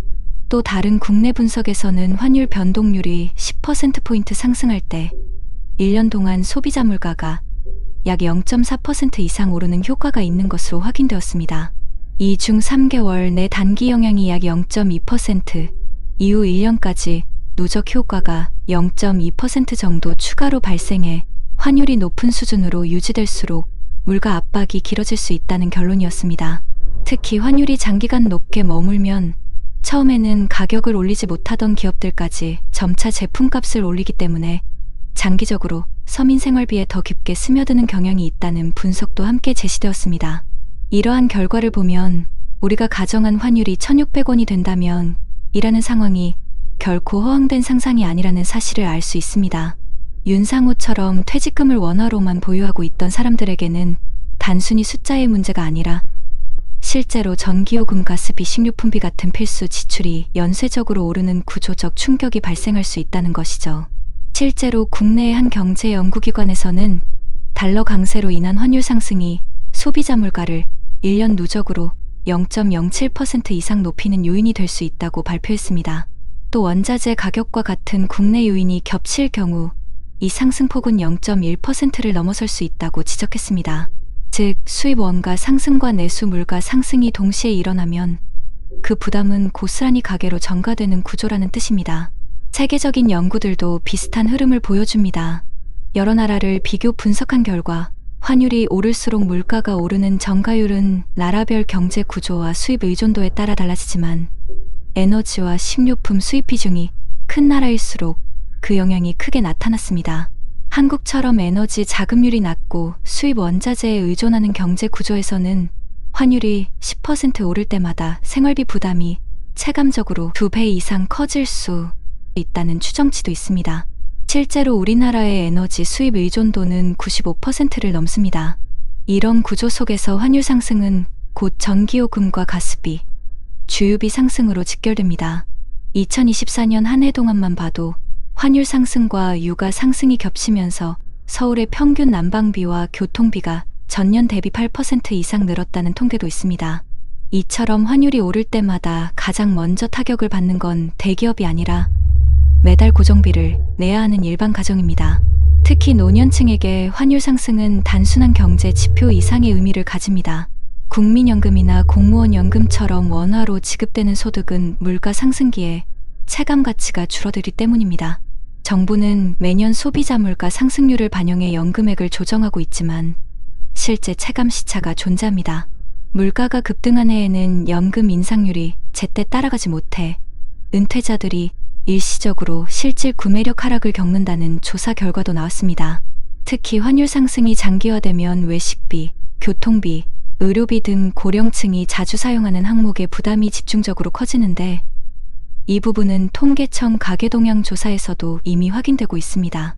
이런 점에서 박진수처럼 달러, 자산과 원화 자산을 적절히 분산하고 생활비 구조를 미리 조정한 사람의 선택은 단순히 투자 감각이 좋았다는 차원을 넘어섭니다. 경제 구조상 피할 수 없는 환율 영향에 대응하기 위해 스스로 방패를 만들어 둔 셈이죠. 통계적으로 봐도 환율 불황기에 달러, 예금이나 금, 물가 연동 자산을 보유한 가계의 실질 자산 손실률은 그렇지 않은 가계보다 20%가량 낮았다는 조사도 있습니다. 또한 가계부를 꾸준히 기록하거나 생활비를 미리 시뮬레이션한 사람일수록 환율 변동에 따른 불안감 지수가 절반 이하로 떨어진다는 심리 연구 결과도 보고된 바 있습니다. 결국 이 모든 숫자들이 말해주는 건 단순합니다. 환율은 숫자지만 그 숫자가 우리 삶에 미치는 영향은 매우 현실적이라는 것입니다. 통장 속 금액은 그대로여도 물가가 오르면 실제 구매력은 줄어듭니다. 환율이 오르면 돈의 값이 떨어지고 물건의 값은 오릅니다. 그리고 그 사이에서 무너지는 건 마음의 여유입니다. 통계와 연구들이 보여주는 건 두려움을 부추기려는 게 아닙니다. 우리가 지금 이 순간 얼마나 구조적으로 불안한 시대를 살고 있는지를 알려주는 경고이자 동시에 대비가 필요한 이유를 숫자로 보여주는 거죠. 환율이 오르면 세상은 흔들리지만 그 흔들림 속에서도 준비된 사람만이 자신을 지켜낼 수 있습니다. 자, 지금까지 우리는 환율이 급등할 위험 앞에서 무너진 사례와 대비해 지혜롭게 버틴 사례를 보았습니다.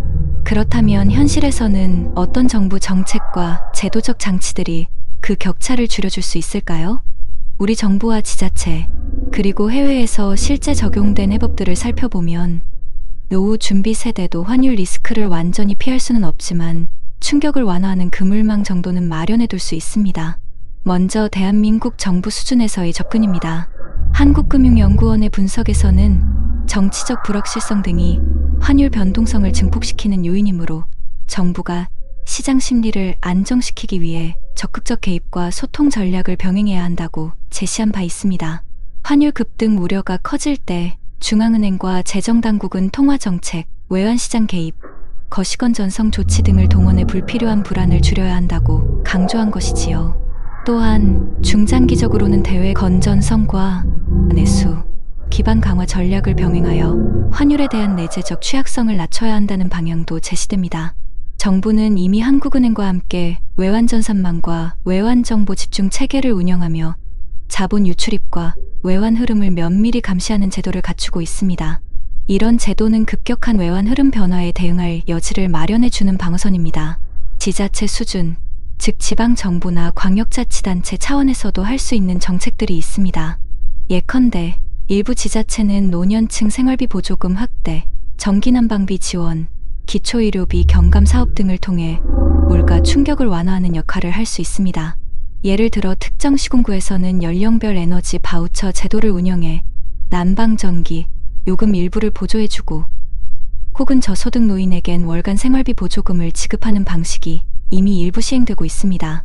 이런 보조 체계가 환율 상승으로 인한 에너지 수입품, 가격 폭등의 직격탄을 어느 정도 막아주는 안전 쿠션 역할을 할 수 있습니다.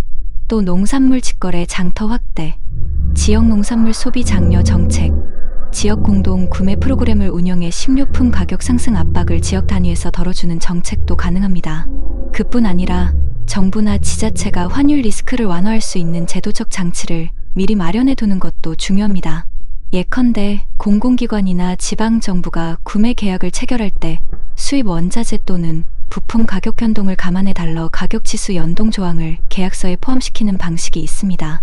해외에서는 여러 나라가 이를 활용해 인프라 사업이나 건설 사업 등에서 외환 리스크를 분산하려는 조항을 삽입하곤 합니다. 예컨대 일부 개발도상국에서는 민관합작 사업 PPPC 공사비 또는 유지관리비 일부를 외화지수 연동 조건으로 계약해 화폐 가치 변동 부담을 사업자와 정부가 분담하는 구조를 취하기도 합니다. 또한 정부는 공적 기금 일부를 환해지용 펀드로 구성해 외환 충격이 클 경우 시장에 유동성을 공급하거나 안정화 개입을 할 수 있는 예비력을 유지하는 방식을 고려할 수 있습니다. 국제금융 논문에서는 개발도상국 수준에서 외환 리스크 관리를 위한 공공부채 포트폴리오, 내환 해지 프로그램이 안정화 수단으로 활용될 수 있다는 제안이 있습니다. 또한 개인 차원 가계 차원에서 정부가 지원할 수 있는 제도로는 환율 변동보험 또는 환율 충격 중심 금융상품 출시가 있습니다. 예를 들어 정부 보증을 일부 포함한 원화 가치 하락 보호를 위한 금융상품을 은행이나 보험사와 협업해 출시할 수 있고, 이를 노년층에게 일정 부분 할인 또는 보조금을 붙여 제공하는 방식입니다. 이러한 상품이 보급되면 윤상우처럼 불안에 휩싸여 무작정 달러로 몰리는 잘못을 줄일 수 있는 선택지가 생기는 거죠. 해외 사례를 보면 비슷한 환율 리스크를 겪는 국가들은 다양한 제도를 운용해 왔습니다. 한 예로 몇몇 라틴 아메리카 국가들은 공공 인프라 프로젝트에서 계약 조항 일부를 외화 지수 연동 조건으로 하여 화폐 가치 하락 시 정부가 일부 책임을 지는 구조를 도입했습니다. 또 일부 국가는 공기업 또는 정부 기관이 해외 부채를 조달할 때 환 리스크를 해지하도록 의무화하고 그 해지 비용을 일부 보조하거나 세제 혜택을 적용해주기도 합니다. 게다가 일부 선진국은 환율 변동보험 FX Volatility Insurance 같은 제도를 도입해 기업이나 가게가 일정 수준의 환율 상승에 대비해 보험료를 매년 보상을 받을 수 있게 설계한 사례도 존재합니다. 또한 해외에서는 정부가 국민에게 외환 리스크 교육 프로그램을 운영하거나 금융교육 확대를 통해 환율 충격의 예측 가능성을 공유하는 방식도 활발히 쓰이고 있습니다. 이 모든 제안들을 합쳐보면 노후 준비 세대가 직면할지 모를 환율 리스크는 개인의 노력만으론 감당하기 어렵습니다. 정부는 시장 안정과 제도적 방어벽을 구축해야 하고, 지자체는 생활비 충격 완충책을 마련해야 하며, 해외에서 검증된 제도들을 참조해 국민이 선택할 수 있는 금융 안전망을 더 촘촘히 갖춰야 합니다. 만약 이런 정책과 제도가 제대로 작동한다면 윤상우처럼 무너지는 사람을 줄이고 박진수처럼 평온한 삶을 누리는 사람이 더 많아질 수 있습니다. 환율은 변동하지만 제도와 정책이 받침이 된다면 그 흔들림 속에서도 국민의 노후는 조금 더 단단해질 수 있는 것이죠. 바람이 불면 나무는 흔들리지만 그 뿌리는 더 깊어지고, 비가 내리면 꽃은 졌지만 그 향기는 오히려 멀리 퍼진다. 인생의 환율이 오르내려도 마음의 가치만은 떨어지지 않기를. 여러분, 오늘 우리는 두 사람의 이야기를 들었습니다. 한 사람은 불안에 흔들리며 밤을 지새웠고, 다른 한 사람은 준비와 원칙으로 평온을 지켰습니다. 윤상우 씨의 통장은 환율 앞에 작아졌지만 박진수 씨의 삶은 숫자가 아닌 마음의 균형으로 단단했습니다. 두 사람의 차이는 돈에 많고 적음이 아니었습니다. 하나는 두려움에 이끌린 선택, 다른 하나는 준비로 다져진 평안이었습니다. 세상은 언제나 흔들립니다. 환율이 오르고 물가가 치솟고 우리의 노후를 둘러싼 세상은 점점 복잡해지겠죠. 하지만 그 속에서도 방향을 잃지 않는 사람, 자신의 삶을 지키는 사람은 결국 준비된 마음을 가진 사람이었습니다. 여러분, 우리 모두 인생이라는 바다를 건너는 항해자입니다. 파도가 거세질수록 배를 붙잡는 건 풍랑이 아니라 나침반입니다. 그 나침반이 바로 습관, 지혜, 그리고 용기입니다. 윤상우 씨는 한 발 늦게 바람을 막으려 했고, 박진수 씨는 오래전부터 바람의 방향을 읽어두었습니다. 그 차이는 거창한 지식이 아니라 지금 내가 무엇을 준비해야 할까라는 작은 질문 하나에서 시작된 것이었습니다. 노후의 행복은 돈이 아니라 마음의 안정에서 옵니다. 환율이 1,600원이 되든 물가가 오르든 세상이 요동쳐도 우리가 서로를 믿고 삶의 균형을 지키려는 마음이 있다면 그 자체가 최고의 자산 아닐까요? 지금 화면 앞에서 이 영상을 보고 계신 우리 50대, 60대, 70대 시청자 여러분, 혹시 오늘도 통장 잔액을 보며 한숨 쉬셨나요? 뉴스 속 숫자들에 가슴이 철렁 내려앉으셨나요? 괜찮습니다. 우리가 살아온 세월이 그 어떤 통계보다 강했고 그 어떤 환율보다 값졌습니다. 이제는 조금만 시선을 바꿔보세요. 돈이 나를 지켜주는 게 아니라 내가 돈을 다스리는 삶으로, 불안에 지배당하기보다 준비된 마음으로 내일을 맞이하는 삶으로, 윤상우처럼 후회하지 않으려면 박진수처럼 버티는 습관을 길러야 합니다. 노후란 멈춤이 아니라 두 번째 인생의 출발선입니다. 그 시작점에서 우리가 해야 할 일은 단 하나, 오늘을 헛되이 보내지 않는 것. 작은 절약, 작은 투자, 작은 나눔, 그 모든 게 내일의 방패가 되어줄 겁니다. 이제는 이렇게 말하고 싶습니다. 돈이 많아서 행복한 게 아니라 불안이 적어서 행복하다. 세상은 흔들리지만 준비된 사람은 끝내 무너지지 않습니다. 그건 통장의 숫자가 아니라 삶의 태도에서 비롯된 진짜 가치이기 때문이죠. 여러분, 오늘 이야기를 들으며 혹시 마음이 무거우셨다면 그건 아직 우리 안에 바꾸고 싶은 용기가 있다는 뜻입니다. 지금부터라도 늦지 않았습니다. 생활을 조금 바꾸고 습관을 조금 고치고 마음을 조금 단단히 묶어두면 됩니다. 인생의 환율은 우리가 바꿀 수 없지만 마음의 환율은 우리가 정할 수 있습니다. 내 하루를 가치 있게 쓰는 순간, 그 자체가 이 시대의 가장 높은 이율입니다. 오늘도 흔들리는 세상 속에서 여러분의 삶이 잔잔히 빛나길 바랍니다. 그리고 언젠가 우리 모두가 박진수 씨처럼 환율이 오르든 내리든 내 삶은 변함없다고 미소 지을 수 있길 바랍니다. 그날까지 당신의 노후가 흔들림 없는 평안이 되길 응원하겠습니다. 옛날 이야기 하나 해드릴까요? 아니, 옛날 이야기가 아닙니다. 바로 며칠 전에 제가 듣게 된 한 아버지에 대한 이야기입니다. 그분은요, 젊어서는 누구보다 열심히 일하셨고 자식들을 위해서는 뭐든 내어주셨던 분이랍니다. 그렇게 한평생을 바쳐 가족을 일궜는데 얼마 전 연세가 들어 조용히 눈을 감으셨답니다. 그런데 참 이상한 일이 벌어졌습니다. 그분의 장례식장에 사흘 내내 아무도 찾아오지 않았다는 겁니다. 북적여야 할 장례식장이 텅 비어서 찬바람만 휑하니 불었다고 합니다.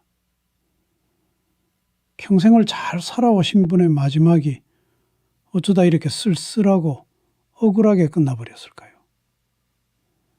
오늘 그 기막힌 사연을 제가 하나하나 다 말씀드릴 테니 우리의 마지막 길은 외롭지 않도록 제 이야기에 꼭 한번 귀 기울여 주시길 바랍니다. 여러분, 혹시 이런 상상을 해보신 적 있으신가요? 내 장례식에 가족도 친구도 아무도 오지 않는다면 그 자리를 견딜 수 있을까요? 최근 한국에서 실제로 70대 어르신이 홀로 세상을 떠났는데 조문객이 단 한 명도 없어 장례식장 직원이 대신 절을 올렸다는 소식이 있었습니다. 지금 우리 사회에서 60대 이상 5명 중 1명은 혼자 살고 해마다 늘어나는 고독사 소식은 남 얘기 같지 않죠. 그런데 여기서 더 무서운 질문이 남습니다. 나이 들어서는 과연 친구가 많아야 행복한 걸까요? 아니면 혼자만의 완전함을 추구하는 게 더 나은 걸까요? 오늘 영상 끝까지 보시면 이 불안한 물음에 대한 해답을 찾으실 수 있을 겁니다. 본격적인 영상 시작 전에 구독과 좋아요는 영상 제작에 정말로 큰 힘이 됩니다. 또한 오늘의 영상에는 위에 말씀드린 내용과 관련된 대한민국에서 일어나고 있는 비참한 사례 한 가지와 그와 반대되는 사례를 소개해드리겠습니다. 여러분들이 다 들어보시고 어느 쪽이 내가 원하는 노후의 인생인지 생각해보시는 시간이 되시기 바라겠습니다. 서울 강남의 한 아파트. 정우현 씨는 70세 생일을 조용히 맞이한 지 얼마 되지 않았다. 과거 그는 대기업에서 임원으로 재직하며 수많은 회의실과 해외 출장을 오가던 인물이었다. 그의 휴대전화 속에는 수백 개의 연락처가 저장돼 있었다. 그 이름 옆에 상무, 전무, 이사 같은 직함이 붙어 있었고, 젊은 시절 그는 이 번호들 덕분에 세상이 언제나 자신과 연결돼 있다고 믿었다. 그러나 은퇴 후 10년이 지난 지금 그 휴대전화는 알람 소리 외에는 거의 울리지 않았다. 퇴직 당시 그는 약 1억 5천만 원의 퇴직금을 받았다. 아내와는 몇 해 전 병으로 사별했고 두 자녀는 각각 직장과 가정을 꾸려 지방에서 살았다. 평생을 바쁘게 달려온 그는 퇴직 후에도 휴대전화를 손에 쥔 채 언젠가 누군가에게서 연락이 오겠지라는 기대를 버리지 못했다. 아빠, 요즘은 누구랑 연락해요? 큰딸 소정이 명절날 집에 들렀을 때 무심하게 던진 말이었다. 아이, 뭐 다들 바쁘지. 내가 굳이 먼저 연락할 필요 있겠니? 다 알아서 살고 있을 거야. 우현 씨는 허허 웃어넘겼지만 대화가 끝난 뒤 휴대전화 화면을 켜놓고 한참을 바라봤다. 이름만 가득한 목록 속에서 실제로 안부를 물어오는 이는 거의 없었다. 갈등은 그의 건강이 무너지면서 시작됐다. 은퇴 후 운동도 줄고 혼자 끼니를 대충 챙기다 보니 당뇨와 고혈압이 찾아왔다. 병원에서는 꾸준한 관리가 필요하다 했지만 그는 늘 혼자였다. 아침에 죽 끓이는 대신 편의점에서 빵과 커피로 끼니를 때우고 저녁엔 TV를 보며 라면으로 허기를 달랬다. 아빠, 약은 잘 챙겨 드시죠? 전화기 너머 둘째 아들 민우의 목소리는 늘 바빴다. 그럼 걱정 말아라. 다 잘 챙겨 먹지. 하지만 사실 약봉지는 책상 서랍 속에 그대로 쌓여만 갔다. 그는 아들이 걱정할까봐 진실을 말하지 않았다. 어느 날 밤 새벽 2시를 넘긴 시간에 갑자기 가슴이 답답해졌다. 땀방울이 이마를 타고 흘렀고 심장이 요동쳤다. 손을 뻗어 휴대전화를 집어들었지만 수백 개의 이름이 빼곡한 연락처 속에서 지금 당장 전화할 사람이 없다는 사실을 깨닫는 순간 눈물이 핑 돌았다. 결국 119를 눌렀고 그는 구급차에 실려 응급실로 향했다. 입원 며칠 뒤 병실을 찾은 이는 큰딸 소정뿐이었다. 아빠, 연락할 분 없으셨어요? 예전엔 아빠 친구들 많았잖아요. 다들 바쁘더구나. 괜히 귀찮게 하고 싶지 않더라. 우현 씨는 씁쓸하게 대답했지만 속으로는 오래전 술잔을 기울이며 웃던 얼굴들이 떠올랐다. 해외 출장을 함께 다니던 동료, 매주 골프 약속을 잡던 부장, 회식 자리에서 웃음을 터뜨리던 친구들. 그 많은 인연이 어디로 흩어진 걸까? 그의 외로움은 점점 일상의 균열로 나타났다. 식탁 위에는 며칠째 치우지 않은 반찬 그릇이 남아 있었고 냉장고 안에는 유통기한이 지난 음식들이 늘어났다. 거실 테이블에는 늘 휴대전화가 올려져 있었지만 벨소리는 울리지 않았다. 아빠, 집에 사람 좀 부르면 안 돼요? 동네 경로당이라도 다녀오시고요. 큰딸이 한 번은 진지하게 제안했다. 그런데 가서 무슨 얘기를 하니? 다들 낯설고 난 이제 새로운 사람 사귀는 게 힘들어. 그는 고개를 저었다. 퇴직 전에는 누구보다 사람 많은 자리에 서 있던 그였다. 그러나 정작 은퇴 후에는 낯선 사람들과 어울리는 게 부담스러워졌다. 그렇게 하나둘씩 만남을 거부하다 보니 남은 것은 텅 빈 휴대전화뿐이었다. 갈등은 경제적 문제로도 번졌다. 남은 퇴직금 일부를 정기예금으로 묶어두었지만 물가 상승이 가계에 직격탄이 됐다. 전기료, 관리비, 병원비가 해마다 올라가면서 생활은 빠듯해졌다. 그럴수록 그는 밖으로 나가 사람들을 만나는 걸 더 꺼렸다. 괜히 돈 들어갈까 두려웠던 것이다. 그리고 어느 겨울 큰딸이 전화를 걸어왔다. 아빠, 이번 설에 애들 데리고 못 갈 것 같아요. 일이 겹쳐서요. 그래, 일 바쁘면 어쩌겠니? 괜찮다? 그는 태연한 척했지만 전화를 끊고 난 뒤 거실 한복판에 앉아 한참을 멍하니 있었다. 눈길은 여전히 휴대전화에 머물렀다. 연락처는 여전히 가득했지만 실상은 텅 빈 숫자들에 불과했다. 그의 고독은 점점 심해졌다. 주변 이웃과의 접촉은 거의 없었고 자녀와의 대화는 형식적이었다. 휴대전화는 매일 아침 손에 쥐고 눈을 떴지만 벨소리가 울리지 않는 날이 대부분이었다. 가끔 스팸 문자만 들어올 뿐이었다. 이렇듯 평범했던 대기업 임원의 삶은 은퇴 후 서서히 갈라지고 있었다. 친구라 믿었던 이들은 사라졌고 가족마저 바쁜 일상 속에서 멀어졌다. 남은 것은 한때 빼곡히 채워진 연락처가 가득한 휴대전화와 깊은 고립감뿐이었다. 겨울이 깊어가던 어느 날 우현 씨는 또다시 병원으로 실려갔다. 이번에는 이전보다 심각했다. 집안에서 쓰러져 있는 그를 이웃 주민이 며칠 동안 문 앞에 쌓인 신문을 보고 이상하다 여겨 신고한 덕분에 발견된 것이었다. 응급실에 도착했을 때는 이미 의식이 희미했다.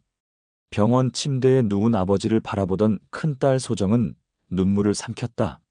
아빠, 왜 그렇게 혼자 계셨어요? 왜 연락도 안 하셨어요?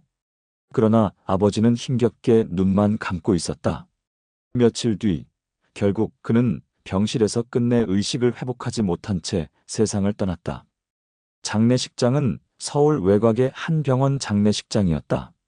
차가운 공기 속에서 상복을 입은 두 남매가 서 있었지만 문은 쉽게 열리지 않았다. 조문객은 오지 않았다.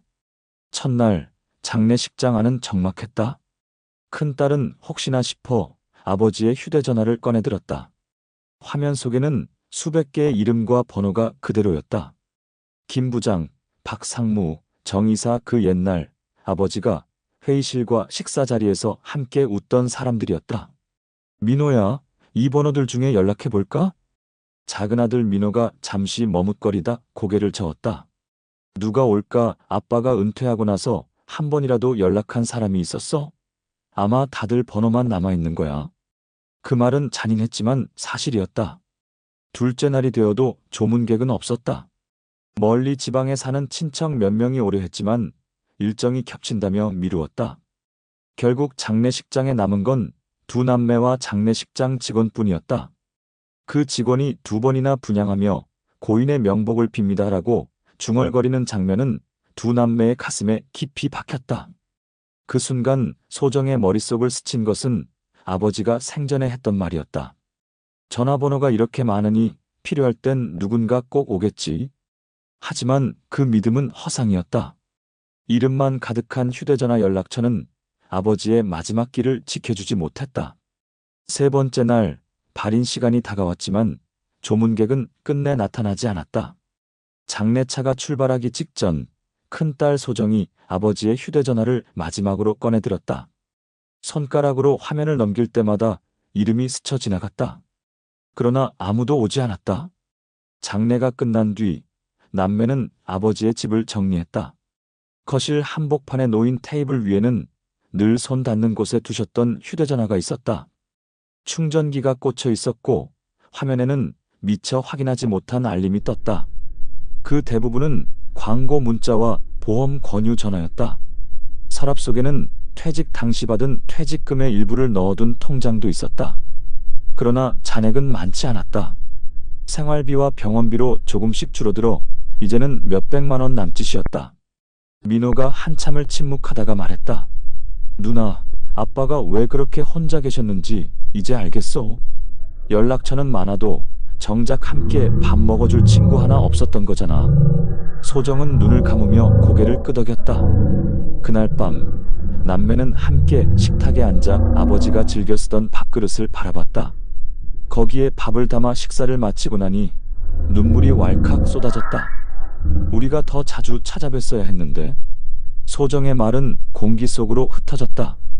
이 사건은 두 남매의 마음에 지울 수 없는 흔적을 남겼다. 그들은 깨달았다. 많은 연락처가 있는 것과 실제로 함께 해주는 친구가 있는 것은 전혀 다른 이야기라는 것을. 아버지는 수백 개의 번호 속에서도 결국 혼자였다. 여러분도 한번 휴대전화를 열어보시겠습니까? 그 안에 저장된 이름들이 위급한 순간 정말 달려와 줄 사람들일까요? 아니면 숫자로만 남은 빈 껍데기일까요? 지금 당장 한 사람에게 전화를 걸어 안부를 물어보는 작은 행동, 그것이 여러분의 노후를 지켜줄 수 있습니다. 여러분 어떠시나요? 위의 사례는 정말 비참하고 서글픈 인생 아닌가요?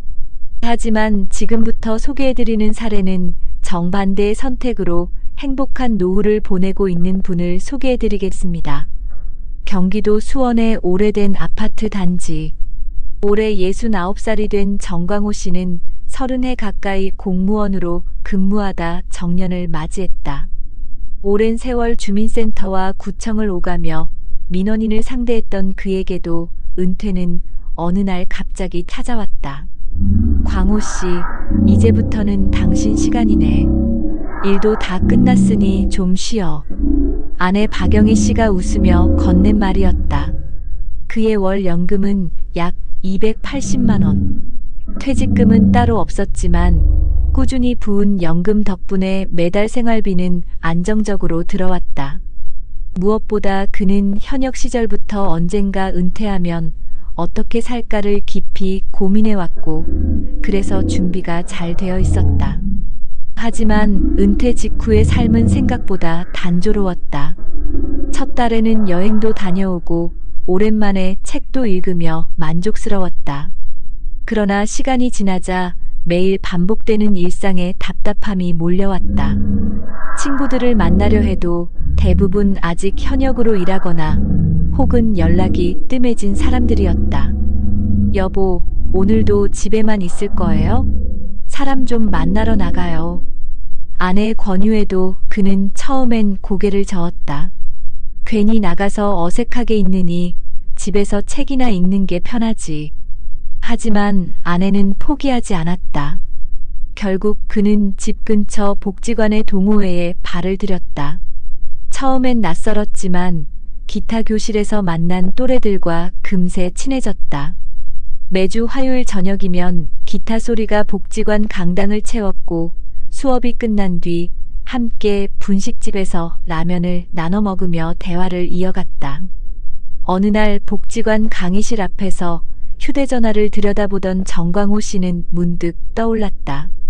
예전 직장 상사와 동료들의 번호가 아직 휴대전화에 남아 있었지만 연락을 끊은 지 오래였다. 반면 지금 옆에서 웃고 있는 사람들은 불과 몇 달 전만 해도 알지 못했던 이들이었다. 광호 형님, 다음 주말에 우리 다 같이 산에 가시죠. 날도 풀렸는데. 후배처럼 다정한 목소리로 권하는 친구의 말에 그는 오랜만에 가슴이 두근거렸다. 하지만 갈등은 다른 곳에서 찾아왔다. 2025년 대한민국은 물가가 급격히 오르며 연금만으로 살기 빠듯한 현실이 되었다. 관리비와 전기요금, 병원비가 조금씩 불어나자 아내는 불안해했다. 여보, 우리 연금으로만 괜찮을까요? 혹시 나중에 모자라면 어쩌죠? 걱정 마. 내가 은퇴 전에 적금도 넣어뒀잖아. 그리고 필요하면 내가 다시 강의라도 나가면 되지. 하지만 광호 씨 마음 한구석에도 불안은 있었다. 돈 문제만이 아니었다. 그는 은퇴 후 사람과의 관계를 끊임없이 점검해야 했다. 어쩌면 자신도 연락처만 가득한 채 정작 의지할 이는 없는 삶을 살게 될지 모른다는 두려움 때문이었다.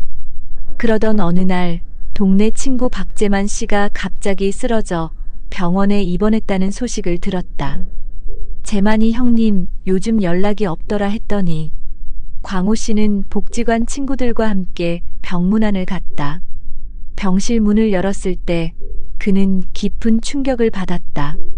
병실 안에는 환자 혼자뿐이었고 가족도 친구도 보이지 않았다. 그 순간 그는 오래전부터 자신을 괴롭히던 질문을 똑똑히 마주했다. 나이 들어서 과연 친구가 많아야 행복할까? 아니면 혼자서도 괜찮은 걸까? 그날 밤 그는 집으로 돌아와 아내와 마주 앉았다. 영희야, 내가 은퇴하고 복지관 나가길 정말 잘한 것 같아.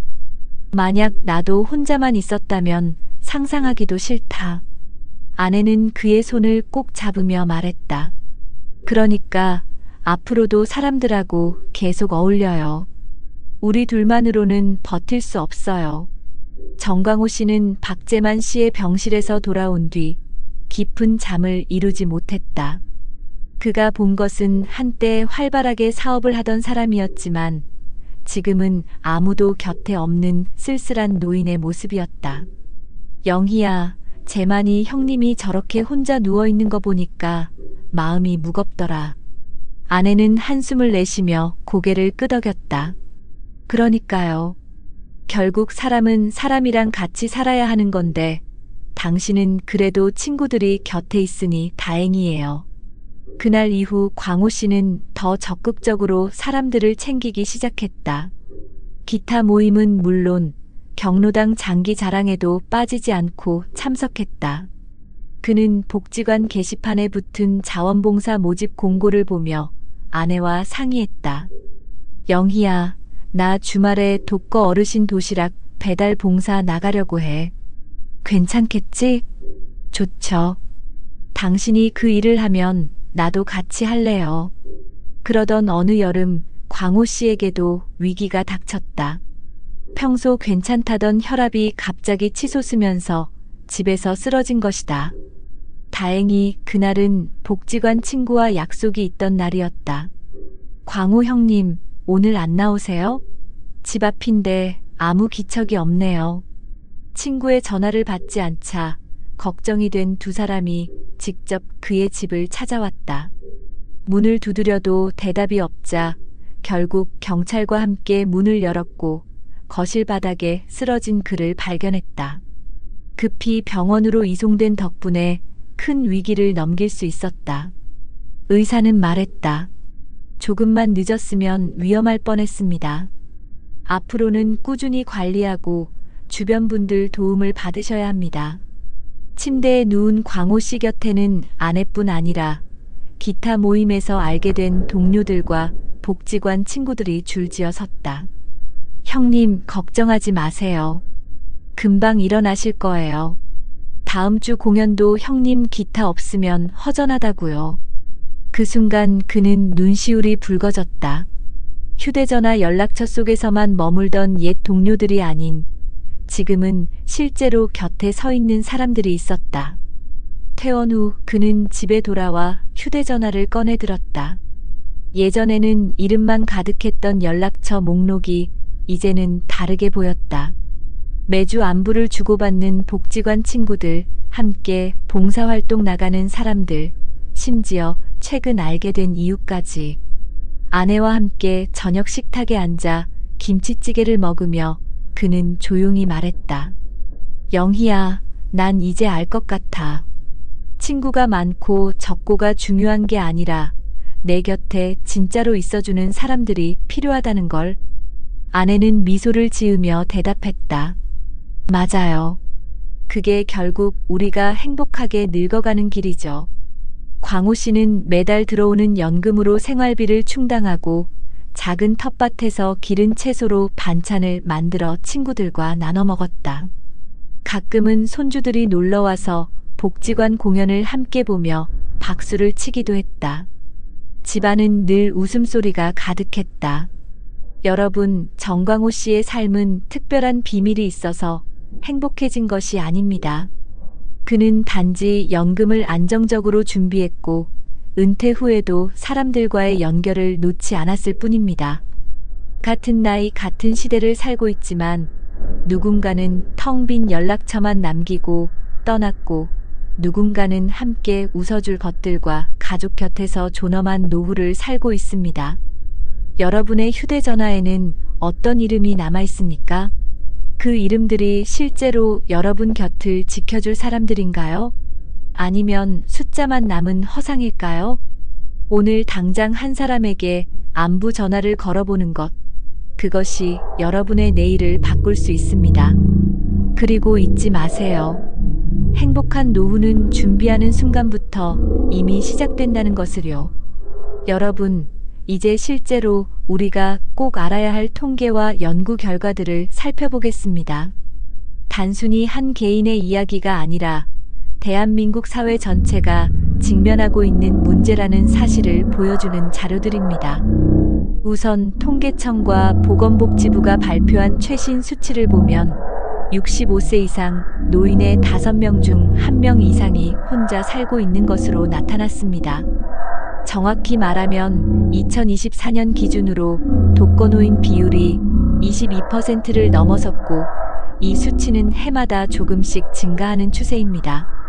이 중에서도 남성 독거노인의 비율이 빠르게 늘어나고 있다는 점은 특히 우려할 부분입니다. 한국보건사회연구원이 2023년에 발표한 조사에 따르면 남성 노인의 경우 아내와 사별한 뒤 사회적 관계망이 급격히 축소되는 경향이 뚜렷했고 실제로 여성보다 고독사를 경험할 위험이 훨씬 높았습니다. 실제로 보건복지부에서 집계한 2023년 고독사 현황을 보면 전체 고독사 3,600여 명 중 남성이 80% 이상을 차지했습니다. 연령대별로는 60대가 가장 많았고 그 뒤를 50대와 70대가 이었습니다. 이는 단순히 고령층의 외로움 문제가 아니라 한국 사회의 구조적 문제를 드러내는 지표입니다. 또 다른 중요한 통계는 노인의 사회적 고립감과 관련된 자료입니다. 통계청이 2023년에 발표한 국민 삶의 질 지표에 따르면 60세 이상 응답자의 약 40%가 힘들 때 의지할 사람이 없다고 답했습니다. 이 비율은 OECD 평균보다 훨씬 높은 수준입니다.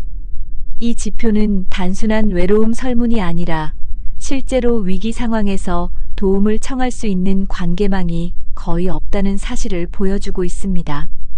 국내 연구에서도 같은 맥락을 확인할 수 있습니다. 한국노년학회 학술지에 실린 한 연구에서는 사회적 고립에 놓인 노인일수록 우울 점수가 높게 나타났고 신체 기능 저하 및 인지 능력 악화와도 밀접한 연관이 있다는 결과를 발표했습니다. 쉽게 말해 관계망이 끊어지면 정신 건강뿐 아니라 육체적 건강까지 빠르게 무너진다는 것이죠. 국민연금연구원의 조사에서도 유사한 결론을 내놓았습니다. 노인의 삶의 만족도에 가장 크게 영향을 미치는 요인 중 하나가 바로 사회적 지지망이라는 겁니다. 연금 액수나 자산 규모보다도 정기적으로 안부를 묻는 친구나 가족이 있는지가 삶의 만족도와 행복감에 더 큰 영향을 미쳤습니다. 이 연구는 특히 친구의 수가 많다고 해서 반드시 행복한 것은 아니다라는 점을 강조했습니다. 오히려 소수의 친구라도 주기적으로 만나고 신뢰할 수 있는 관계를 유지하는 것이 노인의 심리적 안정에 더 긍정적이라는 결과를 보여주었습니다. 해외 연구도 이와 같은 맥락을 강화해줍니다. 세계보건기구 WHO가 발표한 고령사회 보고서에서는 사회적 고립이 흡연이나 비만과 비슷한 수준으로 건강에 악영향을 미친다고 지적했습니다. 미국 브리거명 대학교 연구팀의 대규모 메타 분석에 따르면 사회적 관계가 부족한 사람은 그렇지 않은 사람에 비해 조기 사망 위험이 약 50% 더 높았습니다. 또 영국에서 진행된 Age UK 보고서에서는 매주 정기적으로 친구나 가족을 만나는 고령층이 그렇지 않은 고령층보다 우울증 발병 위험이 절반 이하로 낮았다고 합니다. 이런 결과는 한국 사회에도 그대로 적용될 수 있는 중요한 메시지를 담고 있습니다. 여러분, 여기서 중요한 포인트는 숫자가 아니라 질과 빈도라는 점입니다. 국내 연구 결과를 다시 보면 50대와 60대 중년층이 가진 평균 친밀 친구 수는 대략 56명 수준이었지만 행복감에 긍정적 영향을 미친 건 친구의 숫자가 아니라 얼마나 자주 만나는지, 그리고 어떤 역할을 해주는 관계인지였습니다. 누군가는 경청자, 누군가는 함께 식사를 나눌 동반자, 또 다른 누군가는 긴급 상황에서 도움을 줄 수 있는 실질적 지지자. 이런 관계가 최소 몇 명은 필요하다는 것이죠. 또 하나 주목할 점은 경제적 요인입니다. 한국보건사회연구원 보고서에 따르면 연금이나 자산이 부족한 노인일수록 사회적 활동에 참여하는 빈도가 낮고 그 결과 고립감이 더 크게 나타났습니다. 다시 말해, 안정적인 노후 소득은 단순히 생활비를 충당하는 데 그치지 않고 관계망을 유지하는 데에도 중요한 기반이 됩니다. 해외 논문에서도 같은 결과가 확인되는데, 일본에서 진행된 고령자의 사회적 참여와 건강 연구에 따르면 일정 수준 이상의 소득을 유지하는 노인일수록 동호회나 자원봉사 등 사회활동 참여율이 높았고, 이는 곧 건강 수명과 직결되었습니다. 결국 통계와 연구가 공통적으로 말해주는 것은 분명합니다.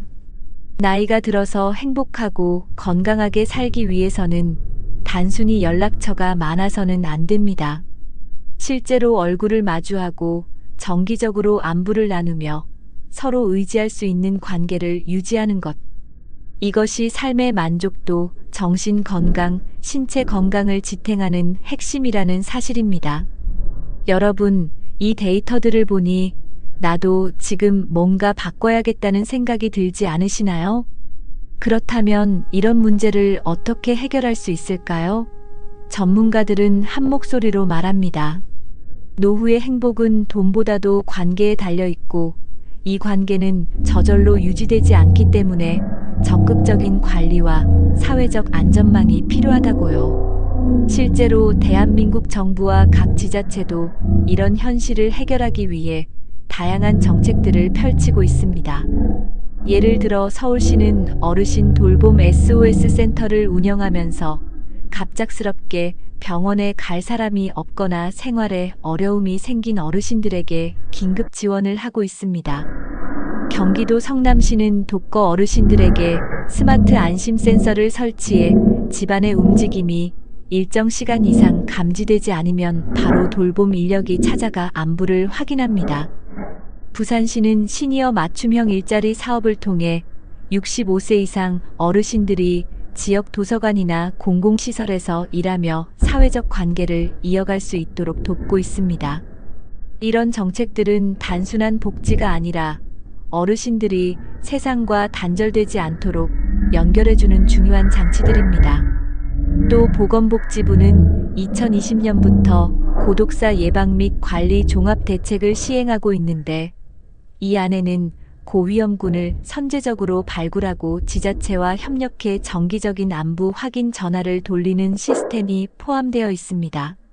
실제로 서울 강북구는 매일 일정 시간마다 독거 어르신들에게 전화를 거는 안부콜 서비스를 시행하고 있고, 대구광역시는 노인복지관 중심으로 동행 프로그램을 만들어 자원봉사자들이 정기적으로 방문하도록 하고 있습니다. 이런 제도들은 이미 현장에서 효과를 내고 있으며, 실제로 서비스 대상자들의 고립감과 우울감 지수가 눈에 띄게 낮아졌다는 보고도 있습니다. 해외 사례를 보면 우리나라가 앞으로 나아가야 할 방향이 더욱 분명해집니다. 일본은 이미 2015년에 고독사 방지법을 제정해 국가 차원에서 고독사 문제를 관리하고 있습니다. 지자체마다 고독사 예방센터를 설치하고 아파트 관리인이나 우편 집배원까지 협력해 이상 징후를 발견하면 곧바로 보고하도록 법제화했습니다. 영국은 2018년에 세계 최초로 외로움 담당 장관 미너스터 포 롤리너스를 임명하고 국가 차원의 캠페인을 벌여 어르신뿐만 아니라 전 세대의 사회적 고립 문제를 공공정책으로 다루고 있습니다. 북유럽 국가들, 특히 덴마크와 스웨덴은 지역 커뮤니티 센터를 촘촘히 운영해 노인들이 매일 모여 식사와 취미 활동을 함께 하도록 제도화했는데, 이로 인해 고독사 발생률이 현저히 낮은 수준을 유지하고 있습니다. 여러분, 그렇다면 개인은 어떻게 해야 할까요? 우선은 작은 관계를 지키는 일부터 시작하는 겁니다. 하루에 한 번이라도 휴대전화를 꺼내 누군가에게 안부 전화를 거는 것, 주말마다 가까운 복지관이나 교회, 사찰 같은 공동체 모임에 나가보는 것, 그리고 이웃에게 먼저 말을 건네는 것. 이런 작은 행동들이 노후를 완전히 다르게 만들 수 있습니다. 돈을 많이 벌거나 대단한 계획을 세우지 않아도 됩니다. 정부와 지자체가 준비한 프로그램을 적극적으로 활용하는 것만으로도 충분히 고립을 막고 관계를 유지할 수 있습니다. 서울시의 100세 시대 어르신 사회활동 지원, 보건복지부의 노인 맞춤 돌봄 서비스, 각 지자체의 시니어 평생학습관 프로그램 같은 제도를 찾아보시고 신청해보세요. 실제로 이런 프로그램에 참여한 노인들의 삶의 만족도가 훨씬 높다는 연구 결과도 있습니다.